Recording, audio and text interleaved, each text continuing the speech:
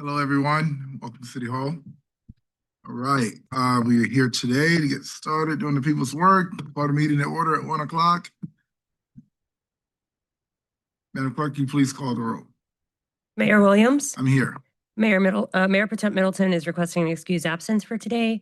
Councilmember Baker. Here. Councilmember Caballero is also requesting an excused absence for today. Councilmember Cook. Here.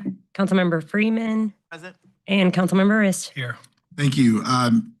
We honor the excused absence for Councilmember Caballero already, but we do need to do that for Mayor Pro Tem Middleton. So I'll entertain a motion. So moved. Second. Thank you. All in favor? Aye. Thank you. We have that recorded. All right. Any short announcements? Councilmember Baker. Good evening. Good afternoon, everyone. It's great to see everybody in the room. Thank you for being here. I spoke with a couple of my colleagues about this idea of thinking about a municipal service district to help pay for infrastructure investments as a value capture tool. It was something that I was thinking about specifically for Roxborough Mangum. That funding has already found its way into the current proposed budget. And so I spoke with a few of you and heard back from you that you're comfortable with where that is. But I just want to raise it now because I do think it's a good value capture tool and something that we should be thinking about moving forward when we think about Duke Gregson or other major infrastructure investments is this idea of the municipal service district. So something to keep in mind there. And last thing here, and I'm sure we'll have much more about it, but Beverly Thompson just received a word about you leaving the city. And again, I think we'll have a lot more time to pay tribute to all of the amazing work that you've done. But, we can do it multiple times. So I'll just say it's been wonderful having you at the city and working with you. I don't know the ins and outs of everything you do on a day-to-day basis, but I know that everyone enjoys communicating and working with you. And then we all see the outcome of your work, which is, truly amazing work. I think the city's communication is something to be very proud of. And so it will be a major loss to have you leave. So wanted to appreciate that. That's it for me. Thank you.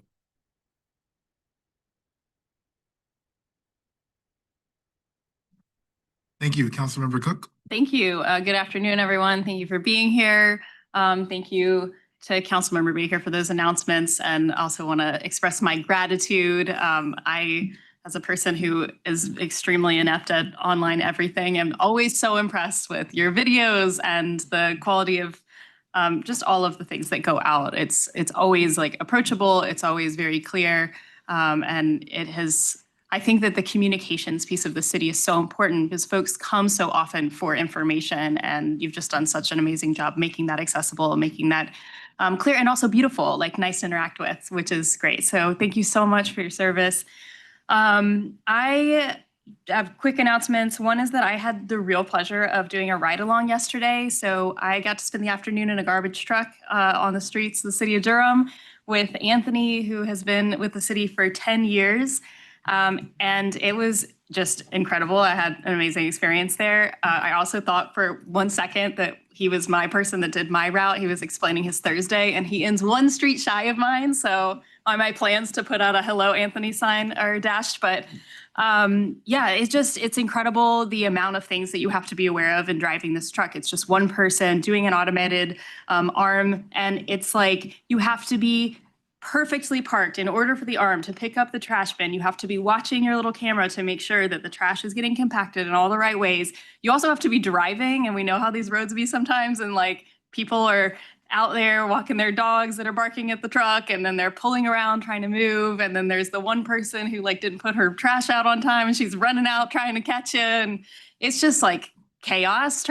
I was just trying to watch, and he let me have all of his stuff. He doesn't even need his map or anything. He knows exactly where to go. He just does this route every week. So it was pretty incredible.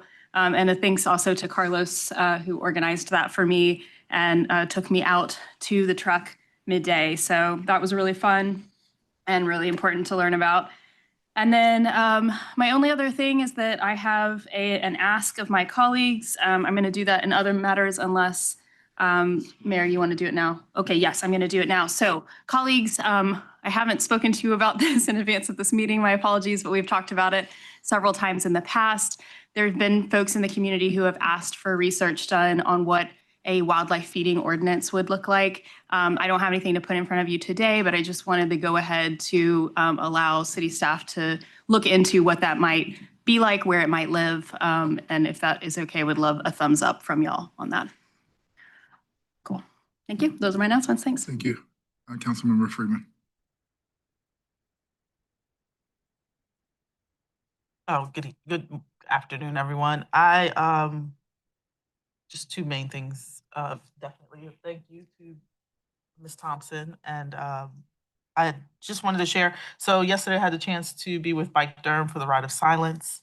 And just want to impress upon how thankful I am for Bike Durham for pulling that together. And then all the bikers who are willing to get on the roads together and just kind of make our drivers more aware of bikers on the road or bicyclists on the road. I think that's a great tool. And then also the disaster preparedness notice that we have on at our dais here for June 3rd, Tuesday, June 3rd, 6 to 8 p.m. at Holton. Just want to make sure folks are aware. And okay, I think that's there is a glow in the park event tomorrow night. And just want to make sure folks are aware of it. Keep Durham beautiful. Glow in the park. Looks like it's tomorrow. 7 to 10 p.m. Okay. But other than that, that's all I really have. Just happy to be here. Thank you. Thank you, Councilmember Rist. Thank you, Mr. Mayor. Good afternoon, colleagues, staff, residents, and those online. Good to be with you. First of all, Councilmember Cook, kudos for doing the ride along. I think I'm scheduled early June. What time did you get up in the morning to be there? It's early morning, right? I went at 12:30, so What a half. I did a half day. I think I'm set for. Yeah, don't think I wanna know. I will go back with you. Looking forward to it. It was that fun. Just a couple things. Thanks to everyone that came out yesterday to support the Carolina Theater in last night's Dancing with the Carolina Stars fundraiser. And it can't be a Carolina Theater event with dancing without the mayor on stage. So thanks to the mayor for getting up there and dancing. It was awesome. Congrats to Jody Myers from Verge Yoga, who was a winning dancer with her partner last night. They were awesome. But a lot of other folks, shout out to friends Susan Ross, Adam Dickinson, Angelique Stallings from the chamber was there. Great dancers. There's a lot going on at the Carolina Theater. They announced last night a $3 million campaign, capital campaign, entering their next year, which is the 100th year of the Carolina Theater. So look out for all kinds of things next year for the centennial of the Carolina Theater. Lots going on that we can be proud of in Durham. Also great to be a part of the Durham Rising community celebration on Tuesday morning with the mayor and Chair Alam from the County Commissioners, organized by Knox Street Studios and Walkstar Capital, right? Really exciting and inspired work with 5 local entrepreneurs who've been chosen to receive guidance, I guess strategic guidance from Knox Street and then capital from Walkstar. Really cool stuff. It's the kind of impactful economic development, forward-focused, growth-focused, but also very much building the economy from within that I'm very proud of and look to see more of that stuff going on in Durham. So shout out again to Knox Street Studios and Walkstar Capital. And then finally, on a more serious note, I was glad to sign on to a letter organized by Local Progress to rally support for Mayor Raz Baraka of Newark and to condemn the actions of the Trump administration and Homeland Security for arresting him while attempting to inspect a detention center in Newark. The charges against, I don't know if you know Mayor Baraka. Yeah, he's my fraternity brother. Yeah. So the charges were subsequently dropped, but I admire his courage in executing his duties as a local official and not being deterred by threats from the administration. And I do want to model that courage here in Durham and encourage my colleagues to do the same. So a great model of a mayor who's really standing up for the importance of local democracy. So thank you, Mr. Mayor. Thank you. Yeah, Roz and I spoke this past weekend. Yeah, it is interesting times, unfortunately. But thanks for mentioning the Carolina Theater fundraiser. That was really fun. Everybody did their style of dance. I stepped because I had to freestyle it. And it was just a fun night that truly reflected Durham. And people from all walks of life were in there, and it was just a really, really good time. I am a little sweaty because I just left the school, the Ideal School, where we had about 200 kids, and Brian Dawson and I, we went out in the sun and hyped the kids up getting ready for their EOGs. And this is something I started with, I started doing when I was band director at Southern High School with Brian Dawson. We were doing EOG tour. So I'm just getting back on the tour, stopping at a few schools, and it was just so much fun. There's a teacher, I can't remember his name, but I'm going to definitely post his song, but he remixed They Not Like Us by Kendrick Lamar to an EOG song, and it's hot. It's really hot. And I mean, yeah, it was really cool. But the kids were amazing. Yeah, there's a lot of great things happening in the city. On my way to the Carolina Theater last night, I stopped by the Bike Durham event. And thank you to all of those folks that showed up. It was a lot of people, a lot. But yeah, lots of happening. The weather's great. Let's enjoy the city. Let's take care of one another. Let's take care of the city, and be as safe as we can. Yes. Go ahead. Just a correction, it's the 30th, next Friday, so, yeah. Glow in the Park. Yeah. Big fundraiser for Durham's Park, yeah. Also, Mhm. ACC baseball tournament, right? You'll see people all around town in their ACC colors, so it's going on now. Hope to see you out there. Yep, semifinal is on Saturday and the final is on Sunday. I'll be out there this weekend. Looking forward to that. Lastly, I never addressed this, although we get about 100 emails a day about the Lake Crabtree situation. For those that I know are watching online right now, because I have been informed directly, the airport authority will be making decisions on the land that is owned by the airport authority in Wake County. I have no jurisdiction to go to Wake County and tell them what to do with their land. But to the spirited young lady that told me to keep my cotton picking hands off of the land, I hope that you look in the mirror and be appreciative of who you really are. To tell an African-American mayor in the South of the United States to keep his cotton picking hands off of the land that you don't even freaking own. Just pray that I don't put your name out there. It's ridiculous. So we'll wait patiently to see what Wake County and the RDU Airport Authority does with the land at Lake Crabtree. All right. With that being said, let's get to work.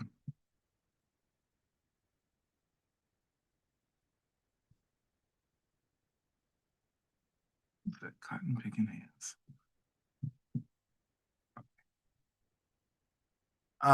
Priority items, Mr. Manager. Good afternoon, Mayor, members of council. The city manager's office does have a priority item, agenda item number 24. This will be the 2025 first quarter crime report. There is a presentation that will be made during the May 22nd work session. That's today. Also, with your permission, Mayor, I'd like to make an introduction if I can. Lauren, I'll ask you to stand up, please. Lauren Arawawi, I'm excited to introduce her to the council. This is the city manager's office summer intern for 2025. Lauren started this week, and we've got an exciting collection of projects that Lauren will be working on throughout the organization. This is a very competitive internship, so Lauren should be congratulated for winning. And I would like to make it clear that we do not offer extra points in the process for having excellent Durham cred. But if we did, Lauren would get there because Lauren is a Durham native. Lauren is a NCCU graduate, and she is currently a graduate student in the Masters of Public Policy program at Duke. So she checks all the boxes, and it's my, hopefully you'll get to see her around the summer. And Lauren, I just wanted to welcome you, and we're glad to have you here in the city.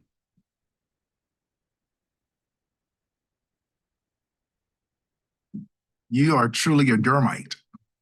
Wow. Will city stand up? That's the end of my priority items, Mayor. Thank Thank you. you. Madam Attorney. Good afternoon, Mr. Mayor and members of the council. I also do not have any priority items, no closed sessions today, but we would also like to make an introduction with your permission.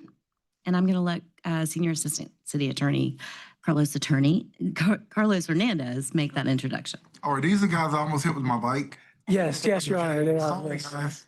Oh, great, Mr. Mayor, thanks. Good afternoon, Mr. Mayor and members of council. We are privileged to have 3 interns joining us for the summer. First is Ridge Wren. He's a rising 2L at Duke Law School. And then Oliver Wallace, who's a rising 2L at Wake Forest University Law School, and Chase Howard, a rising 2L at UNC Law School. So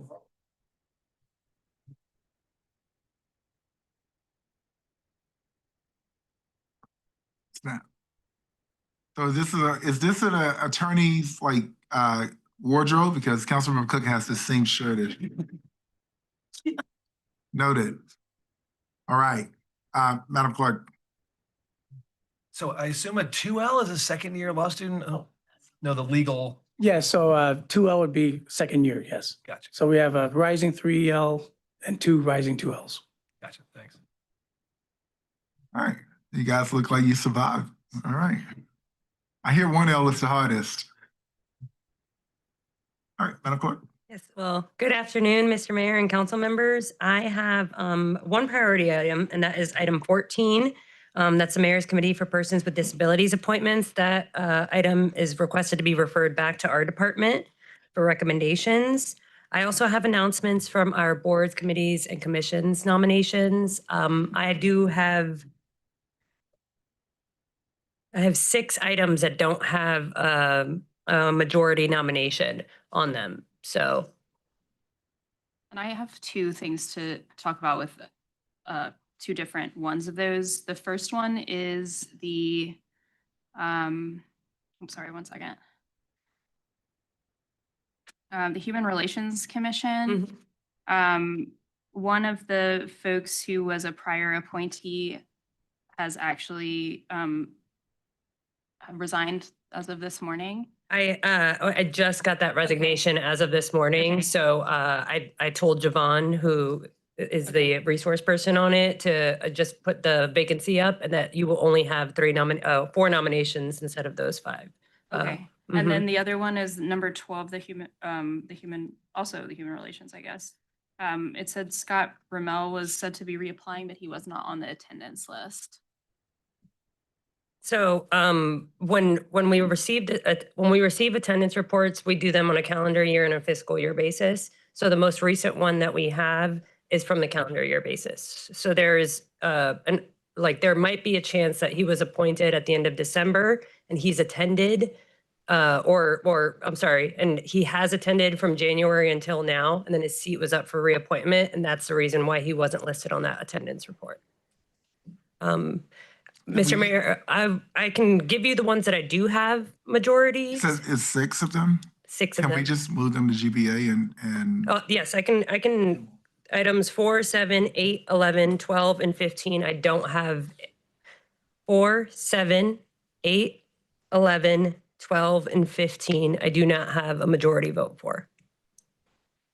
Okay.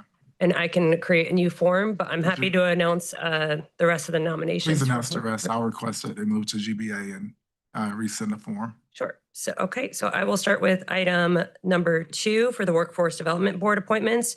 Council has nominated Stephen M. Bumgardner, Kevin D. Griffin, Pavani Perry, and Keisha Williams. For item 3, the Durham City County Environmental Affairs Board appointments, council has nominated Anna Byers and Tom Campbell. Item 4 is going to go to GBA. Item 5, the Durham Cultural Advisory Board appointments, Barbara Lau, Jose G. Medrano, Aya Shabu, and Vanessa Smart have all received majority nominations from council. Item 6, the Durham Open Space and Trails Commission mayoral appointment, Joy Hartfield has been nominated by council. Item 7 is being moved to GBA. Item 8 is being moved to GBA. Item 9, the Mayor's Council for Women appointments, For the public safety sector seat, I have Leslie R. Nidick. For Ward 2, I have Alicia Sutton. And for the civil rights justice sector seat, I have Krishimia Ramirez. For the Citizens Advisory Committee appointments, number 10, Robert M. Brown, Rashaki Furness, and Callie Thomas have all received majority nominations from council. Item 11, Durham Sports Commission appointment, Monica Brown has received majority nomination. Item 12, Human Relations Commission appointments, that's going to go onto GBA. Item 13, Lolita A. Wynn, Audit Services Oversight Committee appointment has received majority nomination. Item 14 has been referred back to our department, and item 15, the Racial Equity Commission has been placed on GBA. Thank you.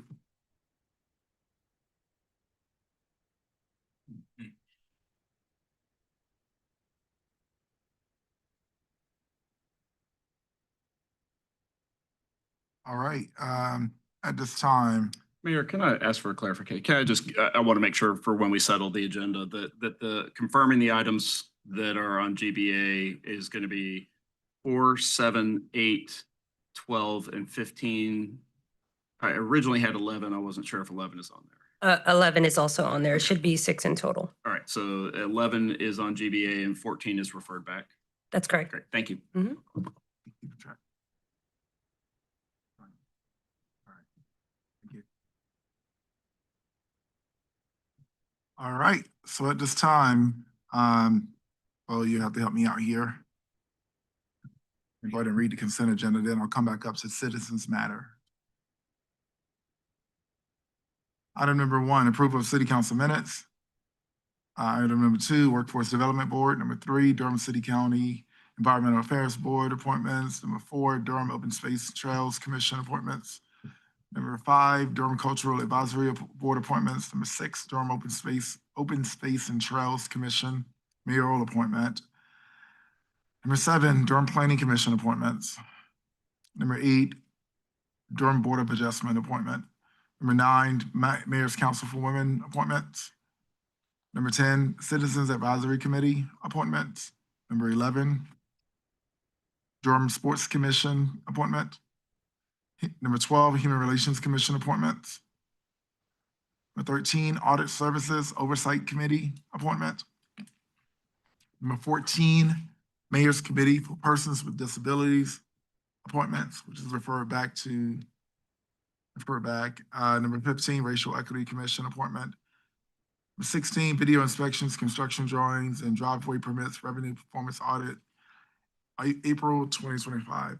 Mr. Mayor, I don't want to pull that one, but I just want to, I don't know if folks have had a chance to read that, but I just want to say, you and the city manager and I serve on the Audit Services Advisory Commission.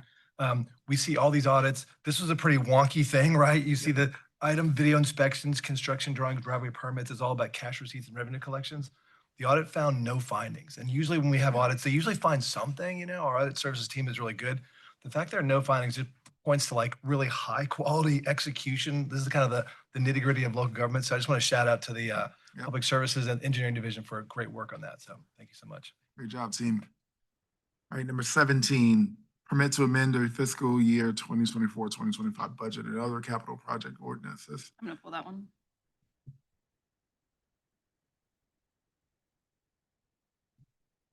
Number 18, revised code of ethics for Durham City Council. Number 19, revised rules and procedures for Durham City Council. I'd like to pull that.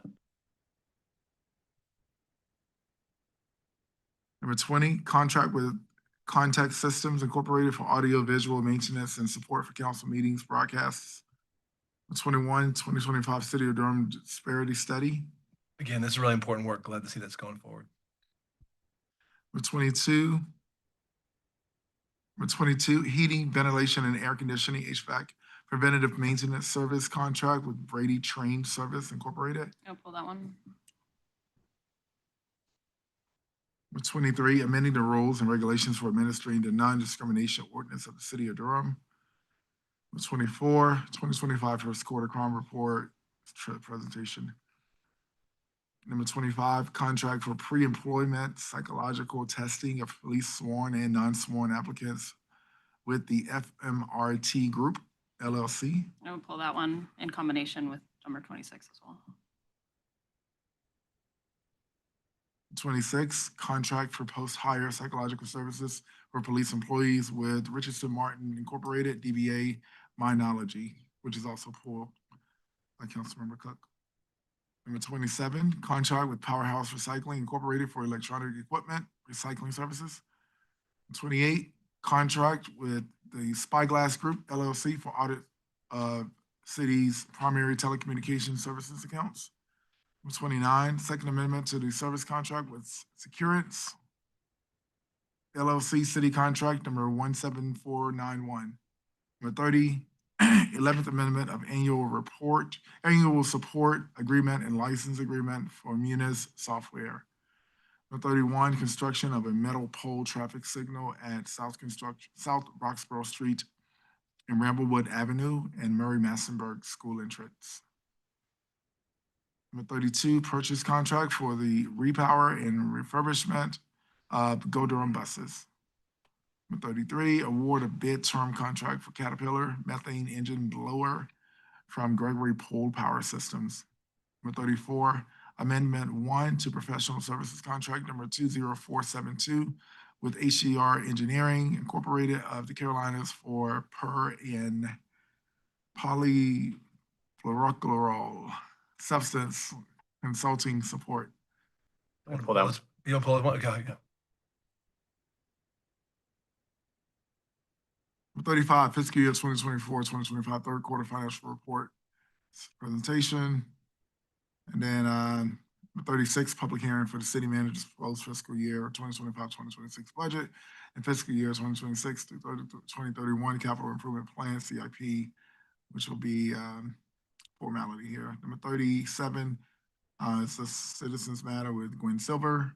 Number 38, city council resolution in support of Durham Amazon workers' right to organize.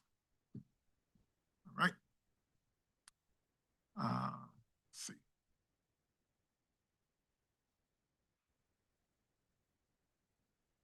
(17, 19, 22, 25, 26, 34). All right, that is our consent agenda with items 17, 19, 22, 25, 26, and 34 pulled. Now go back up to, Are you gonna do the resolution consent 38? You keep that on consent. yeah. Okay. No. Well, unless someone is, Sometimes you guys usually will talk.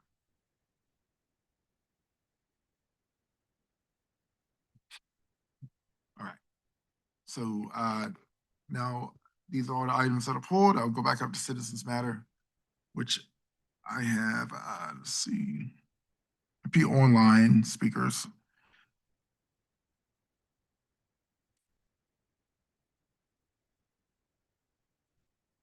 Okay. Just point of clarity, Madam Clerk, are residents filling these out or are we filling them out at the clerk's office for them? The virtual registrants, Mhm. they're actually signing up through the city manager's office, Zoom links. Okay. So I received that list from Mary right before the work Okay, Mr. session. Manager, we can just have maybe drop down options for the item. Just so it doesn't confuse me, because they're different. Citizens matter, citizens comment, innocent bystander. All right, I'll work that, clarify that, thank you. all right. I'm going to assume that these are all citizens' comments. So I'll start with Rami Howard. Rami, can you hear me? Can you hear me? Yes, welcome. You have 3 minutes. Oh yeah, I wanted to talk about the innocent bystander thing. I was trying to see if McDougal projects and Cornwallis and the rest of the projects. I don't know too many of them because I'm from South Carolina, and this is my second time being an innocent bystander shot in the same area. And I'm going through a lot right now, but I still want to be able to help the kids, like with see if the projects can start like a little curfew on the weekends for the kids, like not too early, but early enough to get the kids off the streets. And somebody told me to ask about a victim's compensation, because this is my second time getting hurt in this state, and I'm from South Carolina. I come visiting family, and sometimes I work here. My first time coming here was in 2019, and it seemed like since October the 22nd, I have been lucky person. So I would love to help out with the innocent bystander program for traumatized people that has lost children through innocent bystanders and that has lost family through innocent bystanders and gun violence. I don't know how to go about none of this. I was in the hospital and just thought about it, and so they sent me to this website, and I don't really have too much to say because all of this came up in my head because I lost a friend to innocent bystander in South Carolina, and this is my second time. So I said I got to do something, say something, or be heard. Well, thank you so much for reaching out. First, I'm so sorry that that's happened to you, but I'm also grateful that you are still alive to be able to even ask for support. We have your information here, and someone is going to be reaching out to you very soon to speak with you about how to navigate these resources. All right, thank you. Thank you. Next, I have Ms. Jacqueline Wagstaff. Ms. Wagstaff, can you hear me? Yes, I can. Can you hear me? I can. Welcome. You have 3 minutes. Okay.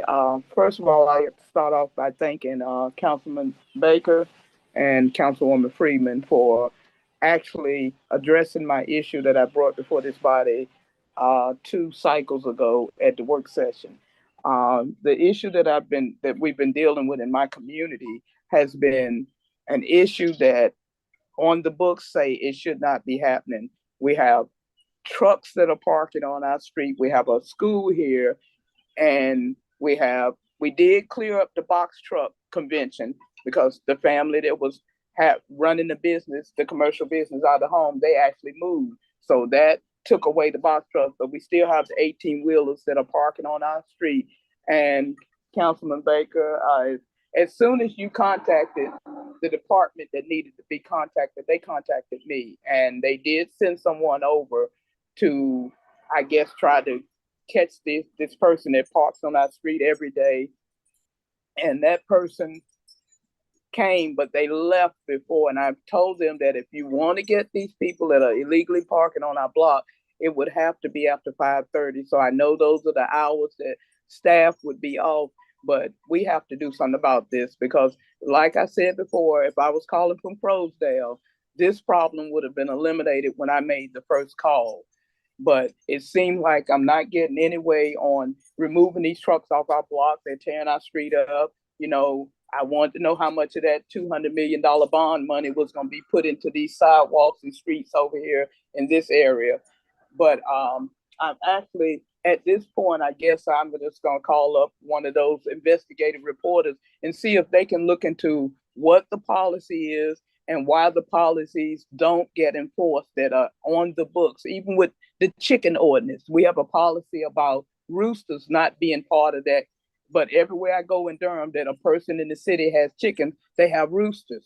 And that's part of the policy. So who's policing these policies and why aren't these policies being followed? So at this point, I just like to thank you, Councilman Baker and Councilwoman Freeman, because you actually came to my block and visited my block to look at it and see what was going on. So I thank y'all very much, and I'll continue with this effort to clean up this block and get these vehicles off my block. And there are some other things that we'll deal with on the budget, but that's all I have to say today. Thank you. Next, I have DeWarren Langley. DeWarren, can you hear me? I can. Can you hear me? I can. Thank you. Welcome. You have 3 minutes. All right. Thank you. My name is DeWarren Langley. I'm here on behalf of the Charles Hamilton Houston Foundation, and we are an organization that works to expand opportunities for boys and young men of color through mentorship, academic support, career readiness, workforce training, and connection to career-oriented employment. Unfortunately, I have to start my remarks with a moment of silence for the young man, the boy of color who was killed in McDougal Terrace on May the 10th. He was 17 years old. So I would like to observe a moment of silence. Thank you. Workforce development is not just about jobs, and our budget is not just about money. These things are moral documents, moral imperatives of our community about what we value and how we codify our values in what we do. Justice, opportunity, and long-term equity requires investment. For boys and young men of color who often face systemic barriers rooted in generations of divestment, marginalization, and limited access to opportunity, workforce development must be reimagined as a tool for constructive disruption, breaking old patterns and building new intentional pathways to success. Constructive disruption means challenging the traditional models that have excluded or underserved these young men. It means designing career pathways that don't start at age 22, but as early as middle and high school, with programs that integrate mentoring, skill training, and exposure to high-wage careers and leadership development. It means collaborating across all sectors, schools, community-based organizations, our workforce development board, employers, so that we create a pipeline that affirms their identities, develop their talents, and connect them to real economic mobility. We must ensure these pathways align with the future of work that we see happening in our community. But yet often technical skills, we must also foster the confidence, self-awareness, and resilience that enables these boys and young men to lead and thrive. This is just not a programmatic challenge, it's a moral imperative. By investing in systems that elevate, not exclude, empower, not punish, prepare, not push out, we don't just help individuals succeed, we transform families, neighborhoods, communities, and Durham. Let's use workforce development, and when we do it equitably and strategically, it can be the leverage that disrupts cycles of poverty and construct new legacies of prosperities for boys and young men of color. I'm waiting for the outreach. Let's get to work. Let it be reflected in the upcoming budget. Thank you. Thank you. We'll now move to in-person speakers. The first person I have is Mr. Chavis, James Chavis. Welcome.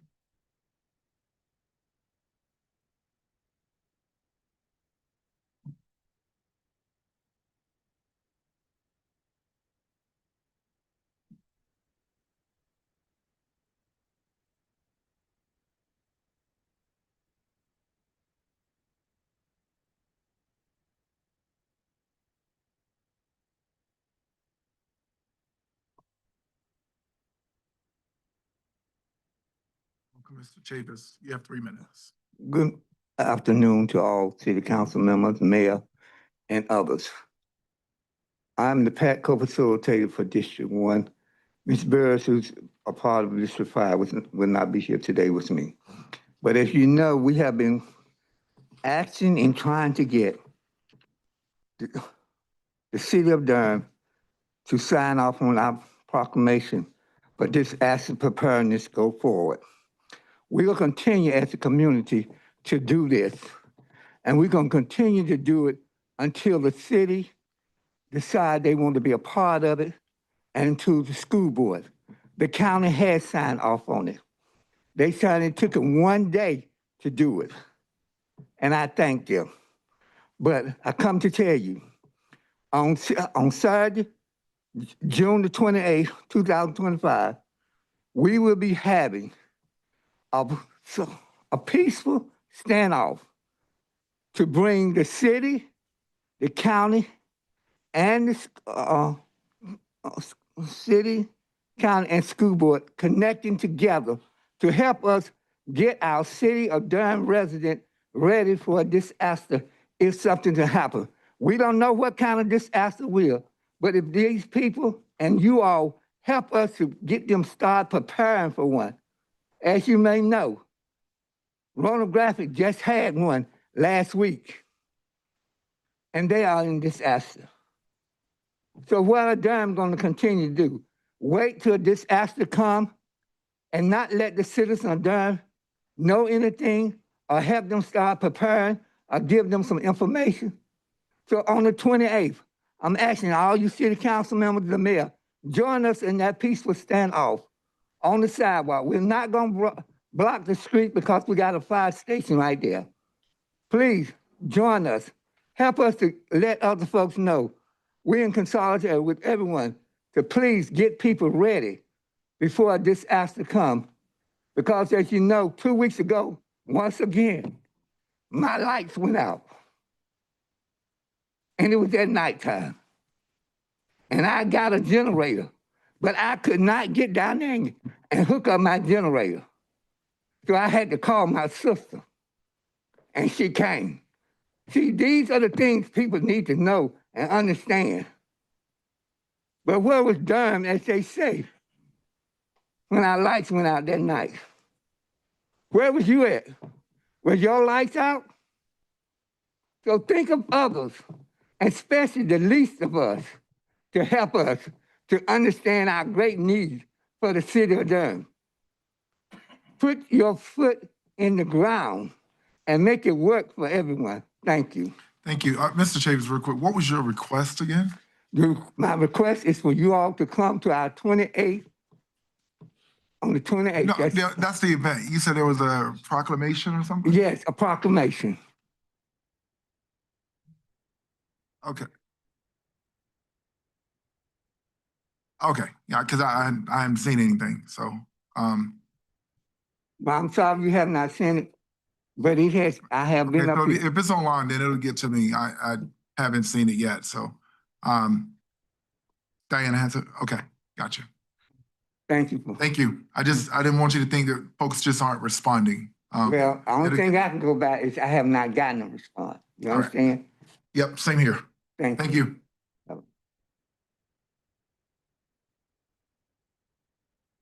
Next, I have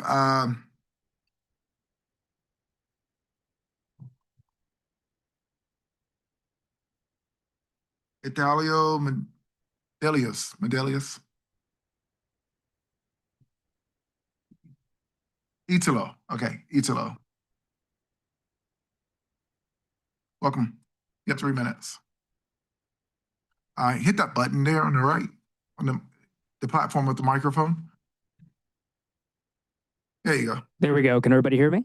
Wonderful. Mr. Mayor, City Council, thank you for having me. It's great to be here. My name is Italo Medelius. I'm the Secretary for Carolina Amazonians United for Solidarity and Empowerment.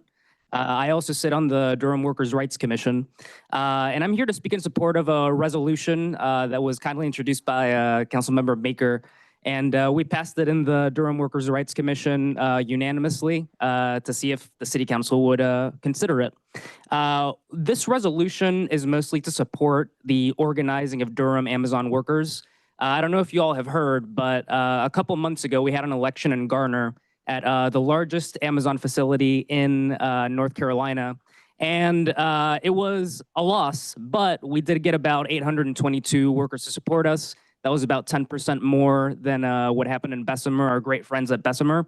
And what happened at Bessemer was, in Bessemer, Alabama, in their second election, they pretty much almost tied. So we are gearing up over in Garner to do another election. That time we will win. And this time, it seems like the field is turning all the way to Durham. We've had so much support from labor organizations in Durham specifically, to the point where the first Amazon Workers International, the global Amazon reunion for the first time in the United States might happen here in Durham in 2026. So that might be something we could work on, at some point later on. But with this specific resolution, it's very basic, and we try to make it as non-controversial as possible. Pretty much just saying the Durham City Council supports you. You have the right to organize. And while you're under attack by the federal government, at least your local government supports you. So we hope that you all will consider the resolution. If you have any questions, the Durham Workers' Rights Commission is happy to answer. And we hope that you'll vote in favor. Thank you all very much. Thank you. Next, I have Ms. Gwen Siller.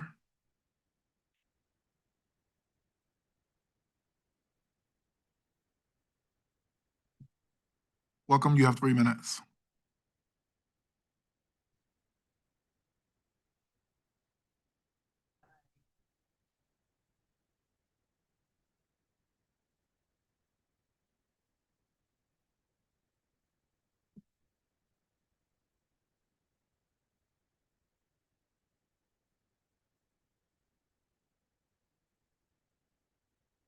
Right.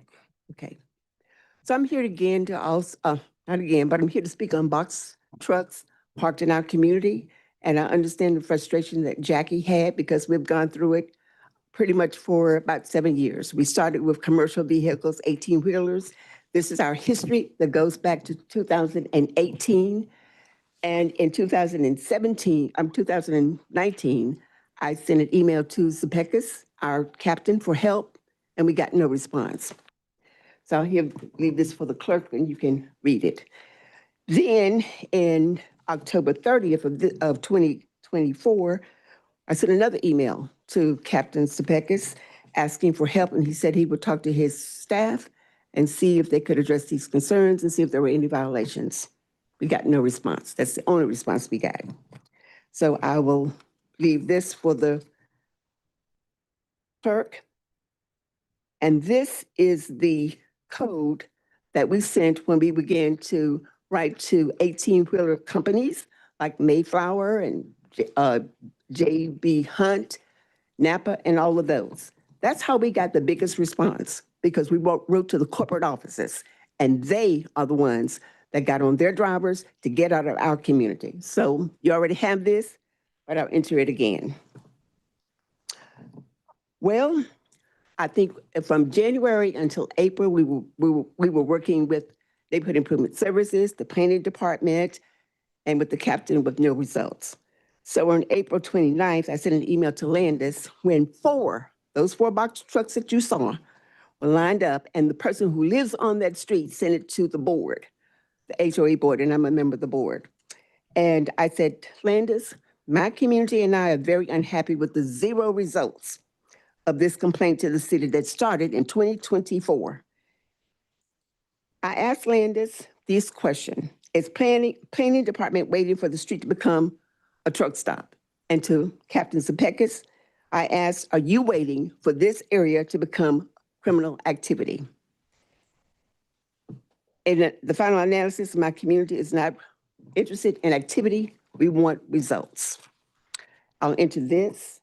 I got your response from the mayor, but also other members in my community have been doing things as well. The person who took the video reminded us, this is the second time the city has failed us. In 2008, developers left our city and left our community with streets that had not been paved. It took us 10 years coming back and forth to council meetings in the community. We were here, we were in the paper, we were in the courts, 10 years before the streets got paved. And she's saying, well, they're behind. And also this from the person who said she had also called Durham called with no results. And this is our list of persons that we've dealt with. Thank you so much for your time. And we're waiting for results. We also asked for the city to waive what we owe in fees. Thank you. Regina Mays is next. Thank you. Before she walks away, Ms. Silvers, I do want to just let you know, I did get your packet, and I am following up with staff. Thank you.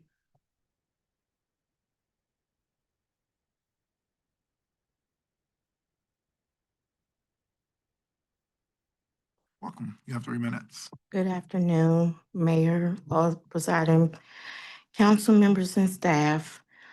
Regina Mays, I usually don't announce my address for various reasons, but this day I will for purpose. I reside at 201 North Blacknall Street, which is currently known as Franklin Village, but a lot of people still refer to it as Few Gardens.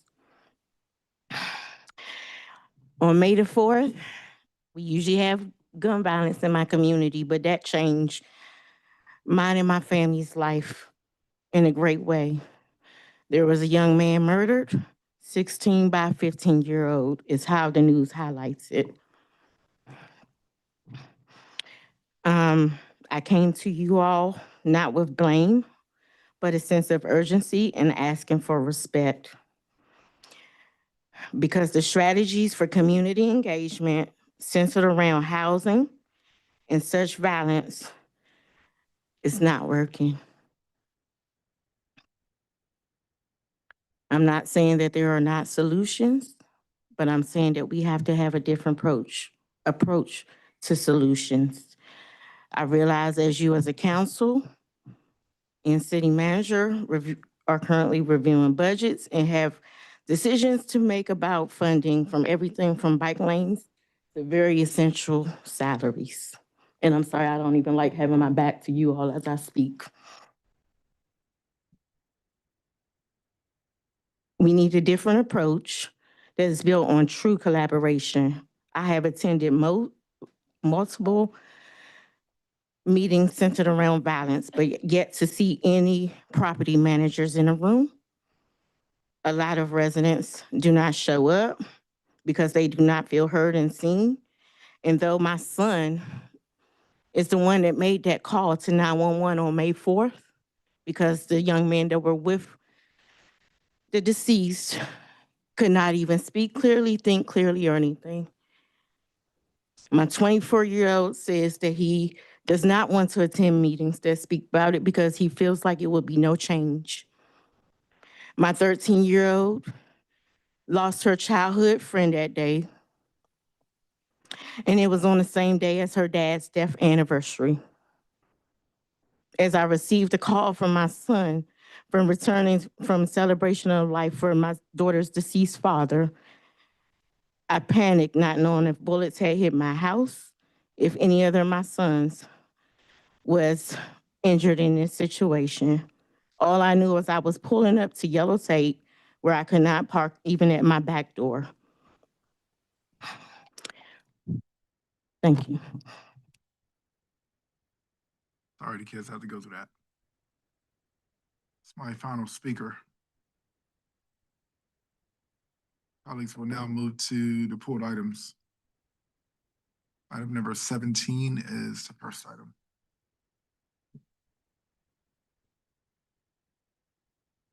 Did you pull that? Councilmember Cook.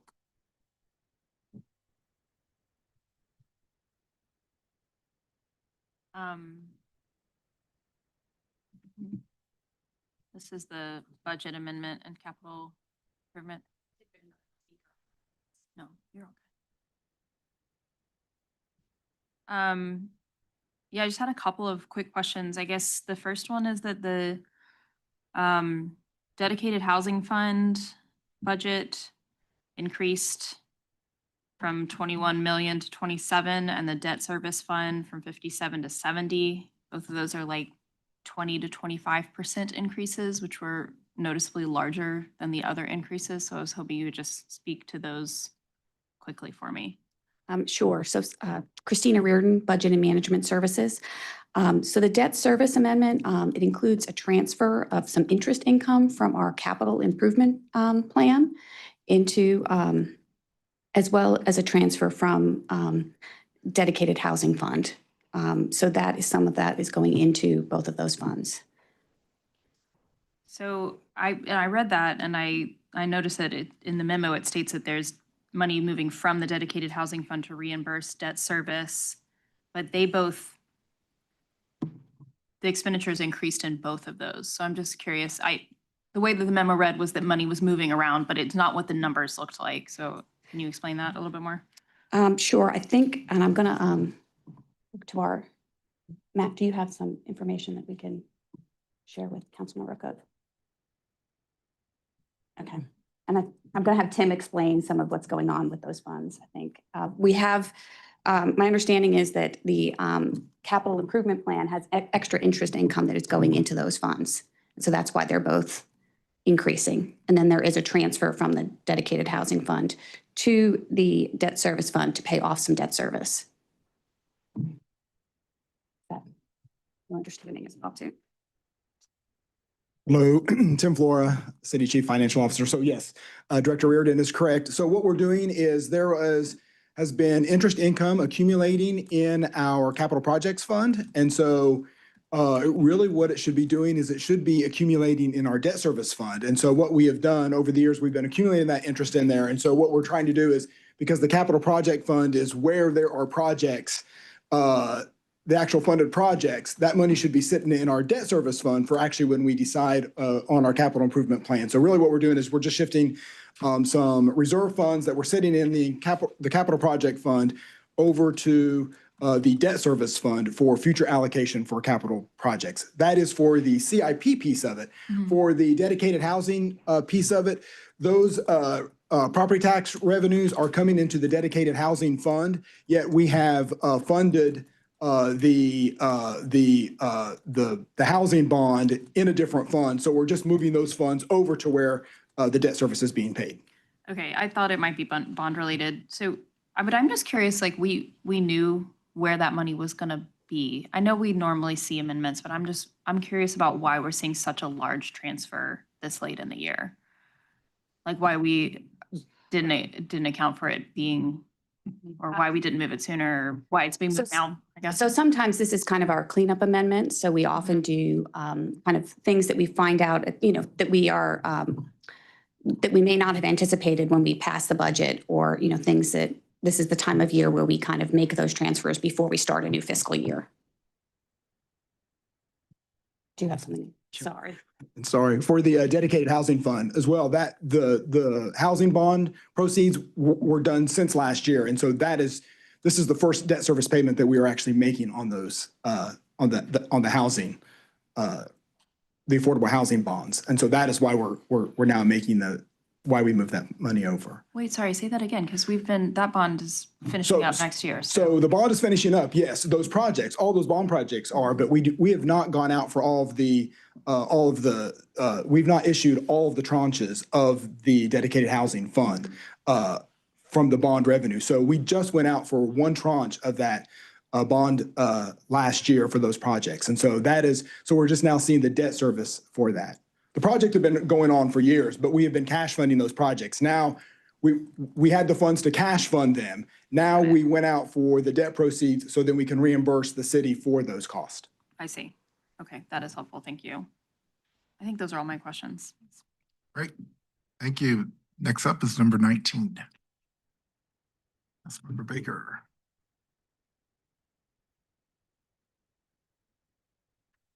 Who am I talking to about this one?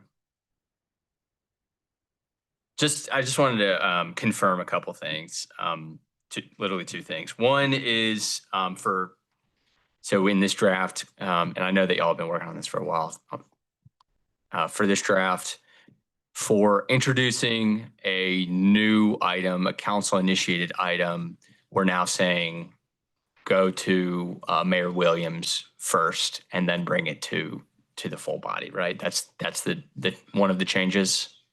Can you point me to the section that you're referring to?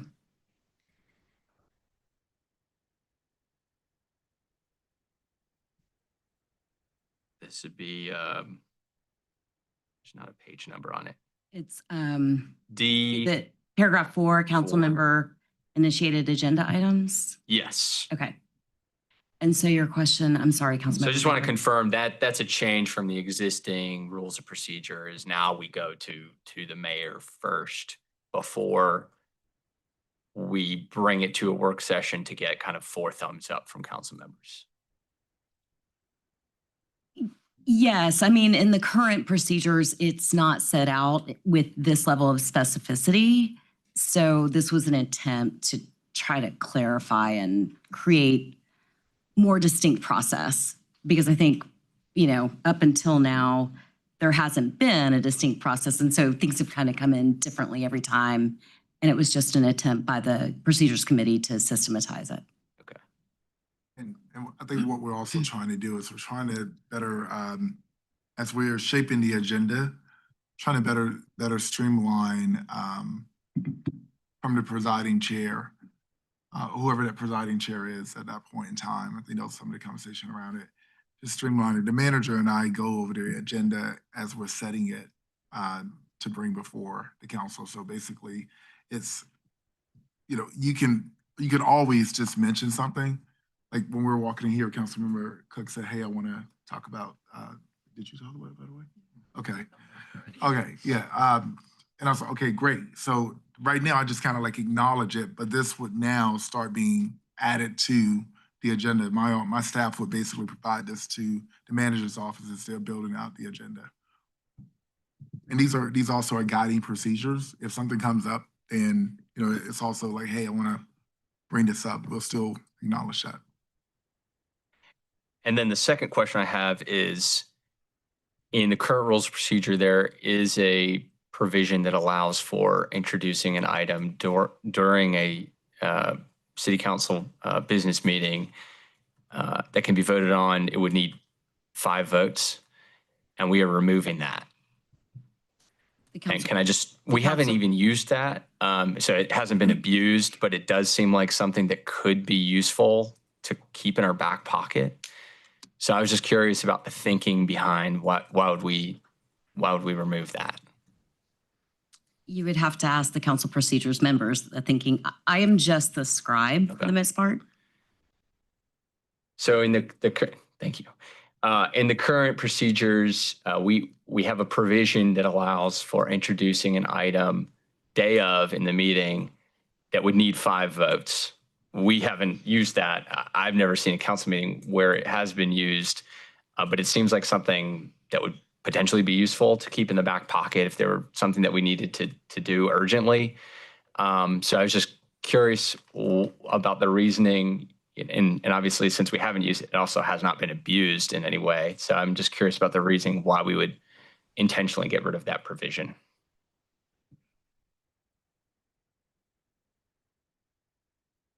I mean, it's been taken out, so it's not in the document you have in front of you. It's been so long, I can't even remember. I mean, we may have to consult with fair enough. Councilmember Copier chairs that committee. So Sure. We have to check. I will direct my question to her. Sure, we'll put it on GBA.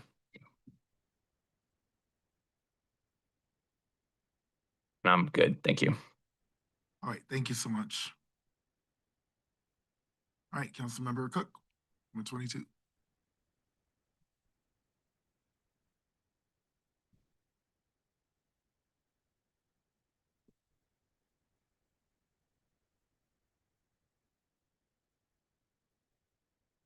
Hey, good afternoon.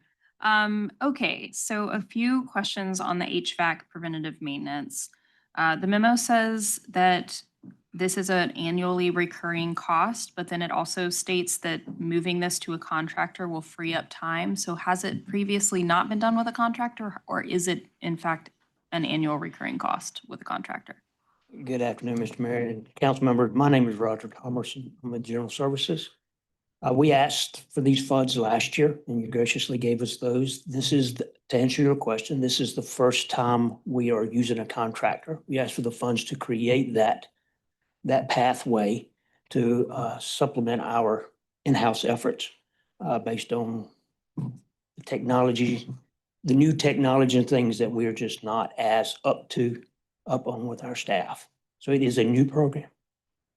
We've been doing maintenance, but not to this level. Okay, yeah, I think the way the memo reads, it's confusing because it sounds like the money for a contractor is a reoccurring cost, and then it immediately talks about that it's a new thing, and I understand why it's new, but the memo is just a bit confusing, so just wanted to point that out. And I read over the scoring, and I understand that there's like some other complexities in terms of why this contractor was chosen, but the costs are significantly different, like double. And I know that cost was only one of the things that was looked at, but I just was hoping you could speak to that because it's a huge difference. There is quite a difference from between the 3 contractors. We did review it pretty carefully. Myself as the facilities operations manager, our supervisor for that, for the HVAC, and one of our top mechanics, technicians, and our energy management engineers. So we went through them pretty carefully, or very carefully because of the dollar differences.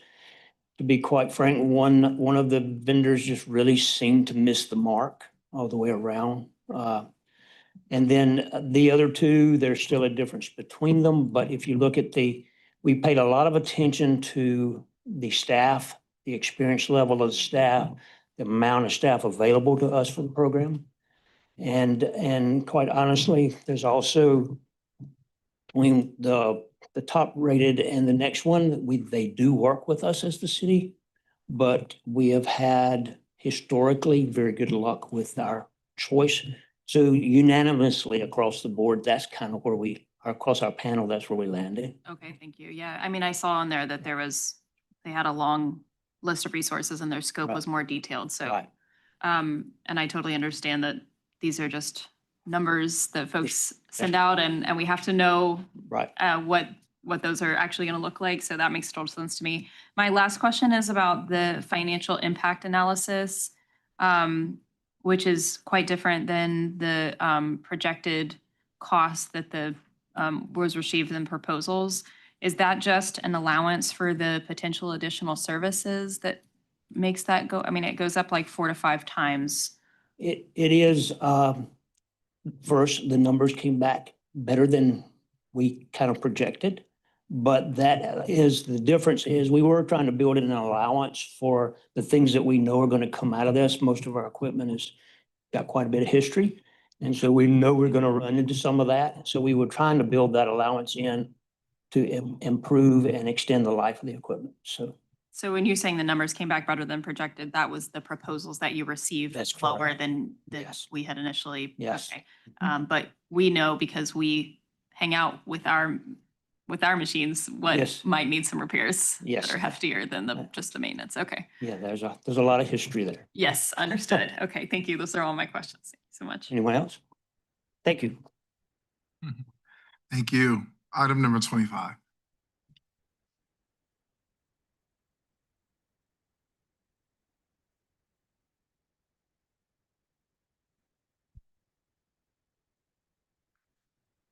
So I'm just going to talk about these two in tangent. This is the contract for pre-employment psychological testing and the contract for post-hire psychological services. My main question was that in the memo, the alternatives listed, one was to hire an internal psychologist, and it was listed as being significantly more expensive. But these two items together are costing about $110,000 a year, just as they are. So I'm just wondering how we get to the like significantly more expensive to have a person on doing it as opposed to a consultant.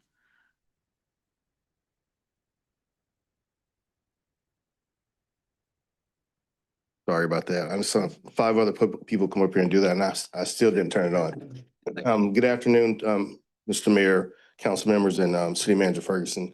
I'm going to have the Fiscal Services Manager, Sean Huey, answer that question. Good afternoon, Sean Huey, Fiscal Services Manager for the Police Department. So to get a qualified psychological person that would be able to do all of the analysis that we need, both pre-hire and post-hire, honestly would probably require more than one person because of the number of services that we require. A qualified person would be over $100,000 a year base salary. You add to that at least 25% for benefits, and that's not including healthcare and such. So you're talking probably $150,000 to $200,000 per year per person. So if we hired 2, we would be talking over $200,000 a year, which is significantly more than the $85,000, $90,000 a year for both of these contracts combined per year. So it would be at least twice as much. Okay, thank you. I totaled up 110,000 a year. Yeah, That I could it would still be a lot more. Yeah, I understand. Okay, thank you. That is helpful. Those are my questions. Is that for 26 as well? Okay. So Thank you. Thank you. Item 34.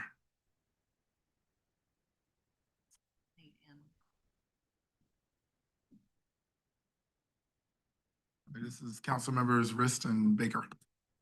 Welcome. Thank you. Yeah, thank you for being here. Just wanted to ask, we can be brief. I just wanted to, the staff report, excellent, but I was just wondering if you could tell us where we are. First of all, how do you pronounce it? PFAS. Tell us where we are in layman's terms, and then in terms of the research on PFAS, just because it's been getting a lot of attention lately, if you can explain a little bit about the thinking around PFAS and what we need to be looking out for. Sure. Good afternoon, Mayor, City Manager, members of council. My name is Lori Montgomery. I'm a Senior Engineering Manager with the Department of Water Management. So we began studying PFAS with HDR as our consultant back in January of 2024. But even before that, the city had proactively started sampling for PFAS in our raw water supplies and in our treated water for several years. So the EPA released regulations, they implemented regulations in the spring of 2024 that set compliance limits for the first time for PFAS. And I pronounce it PFAS. I don't try to say the long name either. So we did our study. We've done a lot of sampling. We evaluated several different treatment alternatives through the study to determine what was the best treatment alternative for our particular source waters. We, in Durham, our source waters, we're pretty fortunate. We do have PFAS concentrations that are elevated enough that our existing water treatment plants do not remove the PFAS with the processes that we have today. So we do have to build additional treatment processes to remove the PFAS from our water and meet the regulations. We have completed the study. We will have final reports from our consultant HDR by the end of this fiscal year. They're just finalizing the reports, but we've reviewed the draft reports. We have their recommendations, and we've decided that powder activated carbon is the best treatment alternative for us. It will allow us to meet the forthcoming regulations in a relatively cost-effective manner because our PFAS concentrations are relatively low. PAC is sort of one of the first line of defense technologies that we can use. And we actually already have some experience using PAC at our water treatment plants to remove taste and odor compounds. So the systems that we have today are not adequate to be used on a 24/7 daily basis. We need to improve the systems that we have, and we need to locate them at the brown water treatment plant. But that is our plan. So hot off the presses on May 14th, the EPA actually announced that they are extending the compliance deadline, which was previously April of 2029. They intend to change the rules in the fall and finalize them in the spring of 2026 to provide an extended compliance deadline. And they are rescinding the regulations for a few of the concentrations, and they're going to study them further and decide what they want to do with those regulations. But going forward, that delay gives us a little bit more time, but to get our systems built and to get some experience and some operating time under our belts. So it's a good thing that we have a little bit more time, but we believe that the path that we had already decided upon with implementing PAC treatment is still the best solution for us. So this amendment that's in front of you today is to amend HDR, our consultant's contract, to provide owner advisor services to move forward with the next phase, which is to move on through with design and construction under a progressive design build delivery method approach. That's great. Thank you for that explanation. Sure. Appreciate it. Thanks, Ms. Montgomery. Appreciate you coming in. Yeah, I just wanted to highlight the item. I think it's really important for folks to know that our water management department is on the ball, working to eliminate PFAS from the water supplies. I really appreciate that. I know that the deadline has been extended, as you mentioned. Do you know when we plan to meet that, regardless of the new sort of changes, when we plan to meet that, the standard? I think that we're on track to be able to meet the standard sometime in 2028. And thank you for your recognition in our hard work and dealing with this issue. And I wanted to let you know that we are planning a public outreach event to let the public know what we're doing about PFAS and let them know the work we've done to date and what our future plan is. And that will be on July 15th. Thank you so much. Appreciate it. Thank you.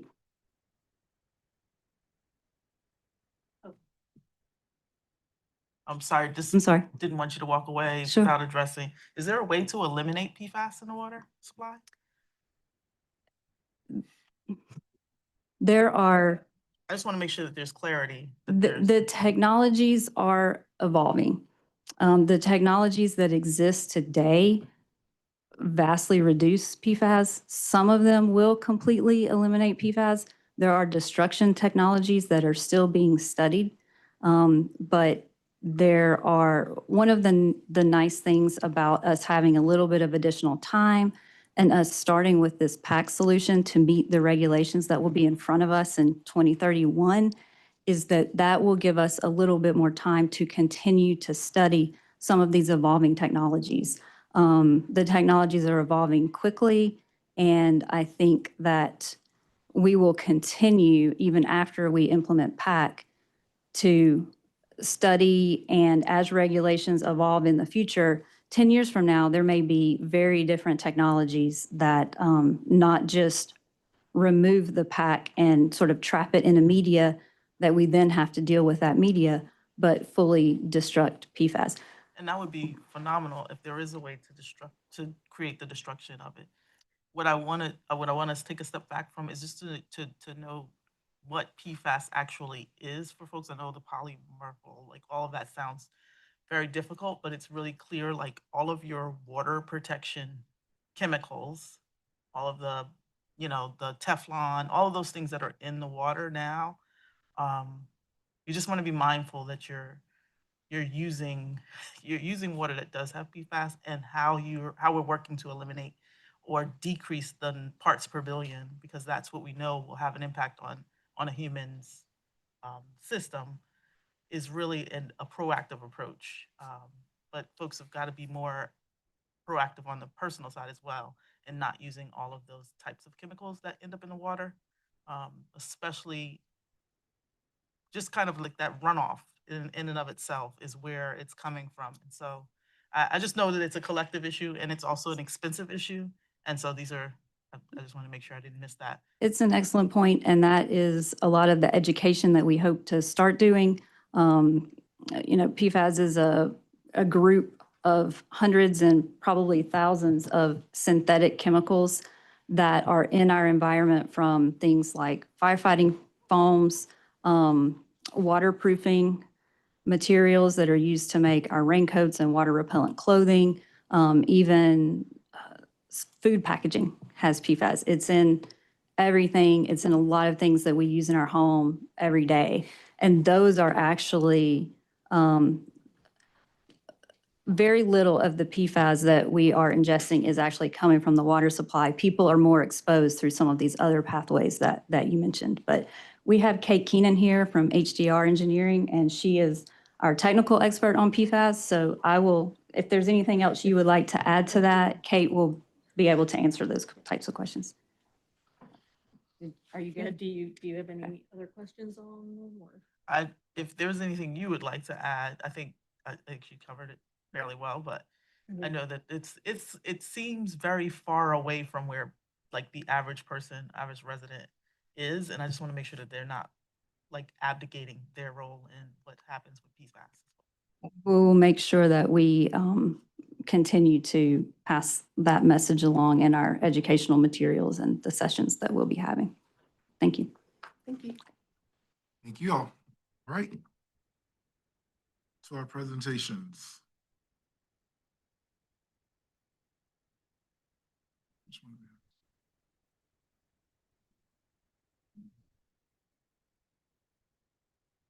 How we do that? Let's, Madam Chief, we can go ahead with yours.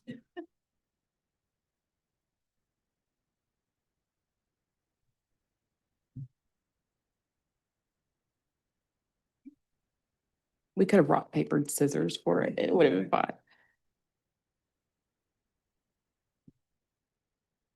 All right, well, good afternoon, Mr. Mayor, Council, Mr. Manager.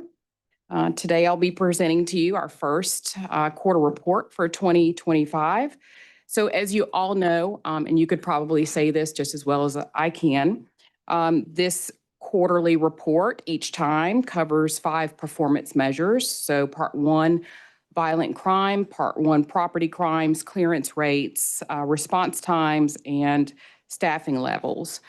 Before I start, I do want to acknowledge newly appointed executive command staff members that are here. One member is not present, Assistant Chief Tom McMaster, but present with me are Assistant Chief Ronell Campbell. She's saying hi. Assistant Chief Raul Garcia. Good afternoon. You could see who's outgoing, one of the two. And then we meet Deputy Chief appointments. So Deputy Chief Mark Clancy, he was appointed from Assistant Chief to Deputy Chief. You've met him already. And Deputy Chief Jermaine Jackson, he was also appointed. All right, so over a period of time, you'll be seeing them off and on in various ways. So next, please. All right, so let's talk about our part 1 violent crime rates. So immediately what you notice is that we saw an overall reduction in our part 1 violent crime total. So rape, robbery, and aggravated assault. Where you saw an increase was in our homicides. So in 2024, same time period, we were at 6, and then that the 9 for that same time period brought us up to 50%. Year to date, so as to date, we have had 15 homicides. Of the 9 reportable homicides, 7 were criminal, with 1 being domestic violence, 2 negligent manslaughters, and 1 justifiable homicide. So forcible rape, we were down. So those are all reported incidents of forcible rape. 26% of those occurred in previous years, which is not out of the ordinary to have many of our reported rapes that have occurred in years previous or in prior months, having belated reports. Robberies. So in the first quarter, we had 103 robberies. Again, we are down from this time last year. We are also down in the percentage of individual robberies from people that we saw, but where we saw a slight increase was our commercial robberies. Those actually did go up, and 84% of those commercial robberies involved retail businesses.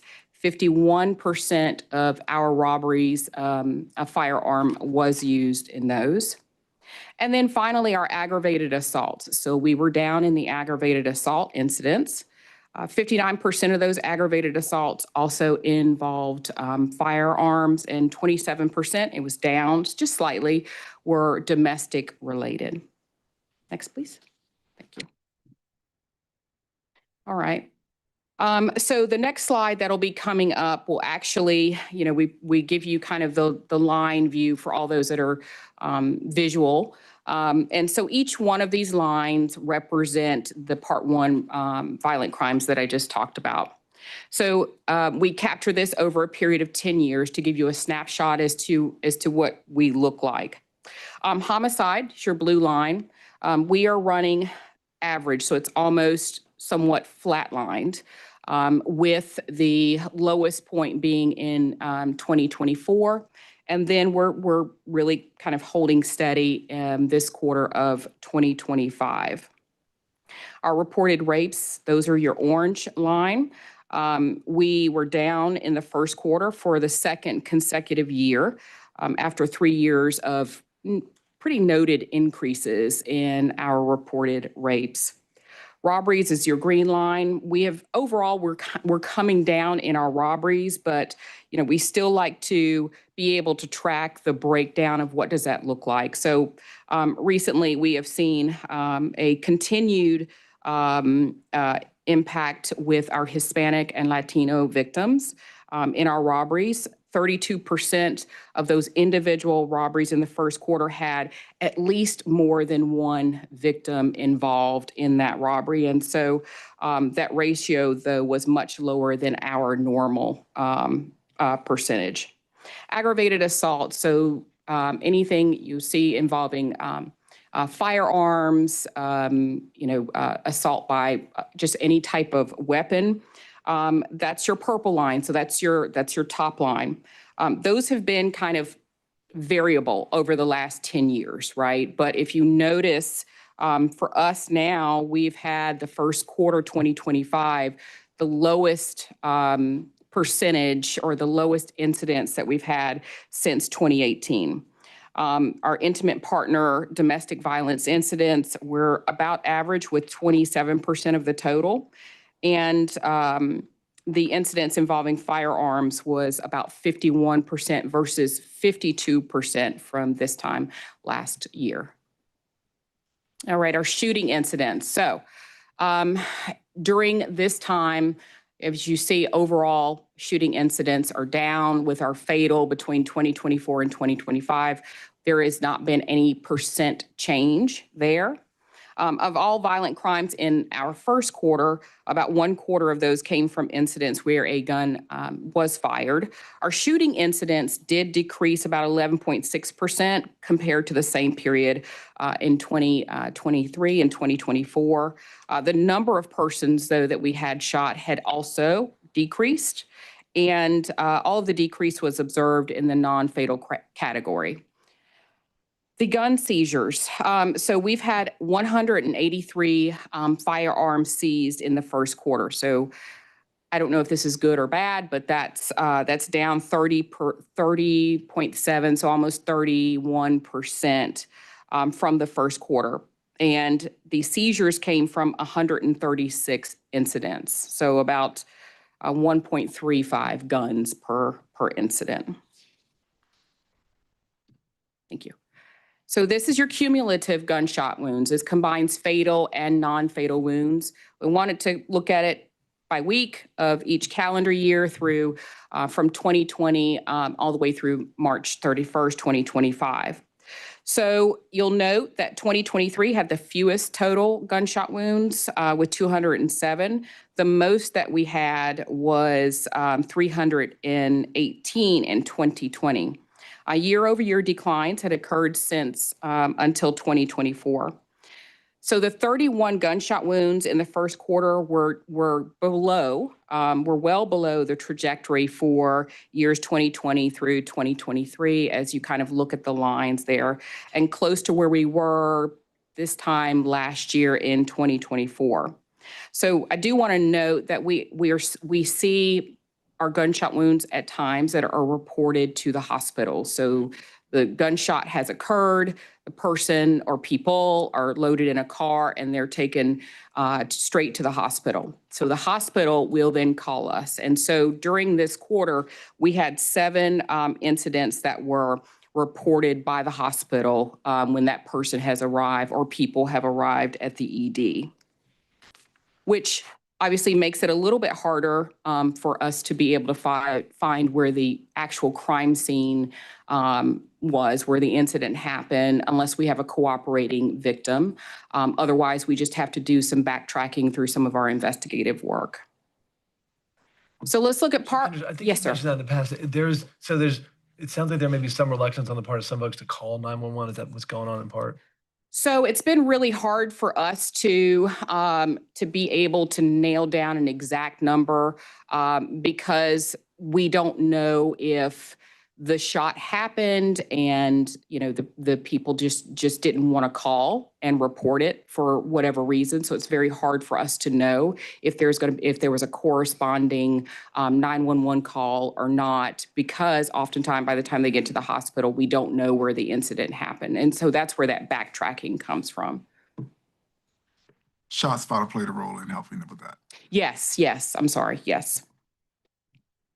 All right. Okay, great. Part 1, property crime. So overall, we are down in each one of these categories. And you've heard me say that property crimes can be very difficult to to actually investigate, let alone have a successful clearance cleared by arrests. So if we take a look at this, we've had a decrease in residential burglaries during this quarter, but what we've seen is an increase in a lot of the retail. We've seen where in businesses, anything from, tools, tobacco products have been one of the things that are really highly targeted in these types of property crimes.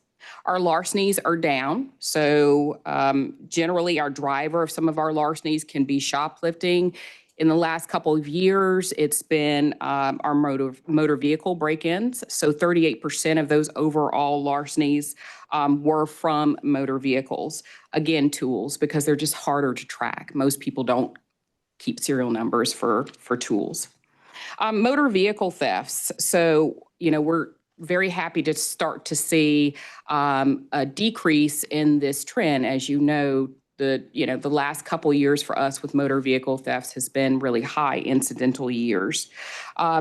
We are coming down 16% in this category. 82% of those vehicles that had been stolen have been recovered. So that's tremendous for us to be able to recover these vehicles. For the first time, I think, ever in a long time, Hondas are not up there. So Hyundais, Kias, and Toyotas in that order are what we see as the higher incidence of vehicles being stolen. And I would say that the work that because these are just not one-off, this one person, a separate person, what we are seeing are rings of networks of thieves that are coming in and working as a group and a team and are either breaking into motor vehicles and stealing them, and then they go on to commit other crimes with those vehicles, which I think is why we've also been able to recover at a higher rate. But staff have done a fantastic job working to identify and apprehend those individuals responsible. So here again is our breakdown of our property crimes during the first quarter. If you'll see, larcenies are a little bit, they're still kind of up and down. What you can note though is our motor vehicle thefts. You'll see the increase at the peak in 2024, and we're starting to decrease from this time last year. And we're hoping to continue that trend. The things that we're seeing that are being targeted for thefts with commercial and retail, they're cigarettes, beer, lottery tickets. Cigarettes are very popular to steal, and apparently beer is too. Next. All right, so we'll look at the guns stolen by week and by year. So this chart will show you the cumulative number of guns stolen by week in 2025. So we are at the yellow line right now for this quarter on about 5-year cumulative average or chart. There have been year-over-year increases, as you know, since 2020. I'm not saying anything that you all don't already know. 2024, we experienced a 29% increase over 2023. 127 guns have been stolen first quarter. So that was above our trajectory for previous years. And then all the guns that were stolen in the first quarter, 73% were from motor vehicles, which is definitely a higher rate than normal. So 56% is where we normally were. Window break has been now the mode of entry for the 68% of the guns that were stolen. They broke windows to actually retrieve those guns. Clearance rate. So this really does demonstrate where teamwork makes the dream work, whether it's when our patrol officers respond and our forensics, our crime scene investigators respond to the crime scene to process all of that information, that evidence is taken in. Our investigators work really well with our intel, and everything just comes together to really lend itself to what you see here. So what jumps out the most at you is that overall violent and property crime totals, we are clearing above the FBI national average.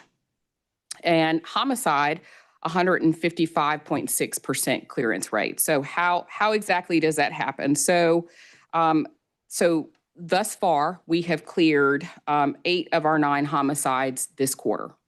So those have been cleared.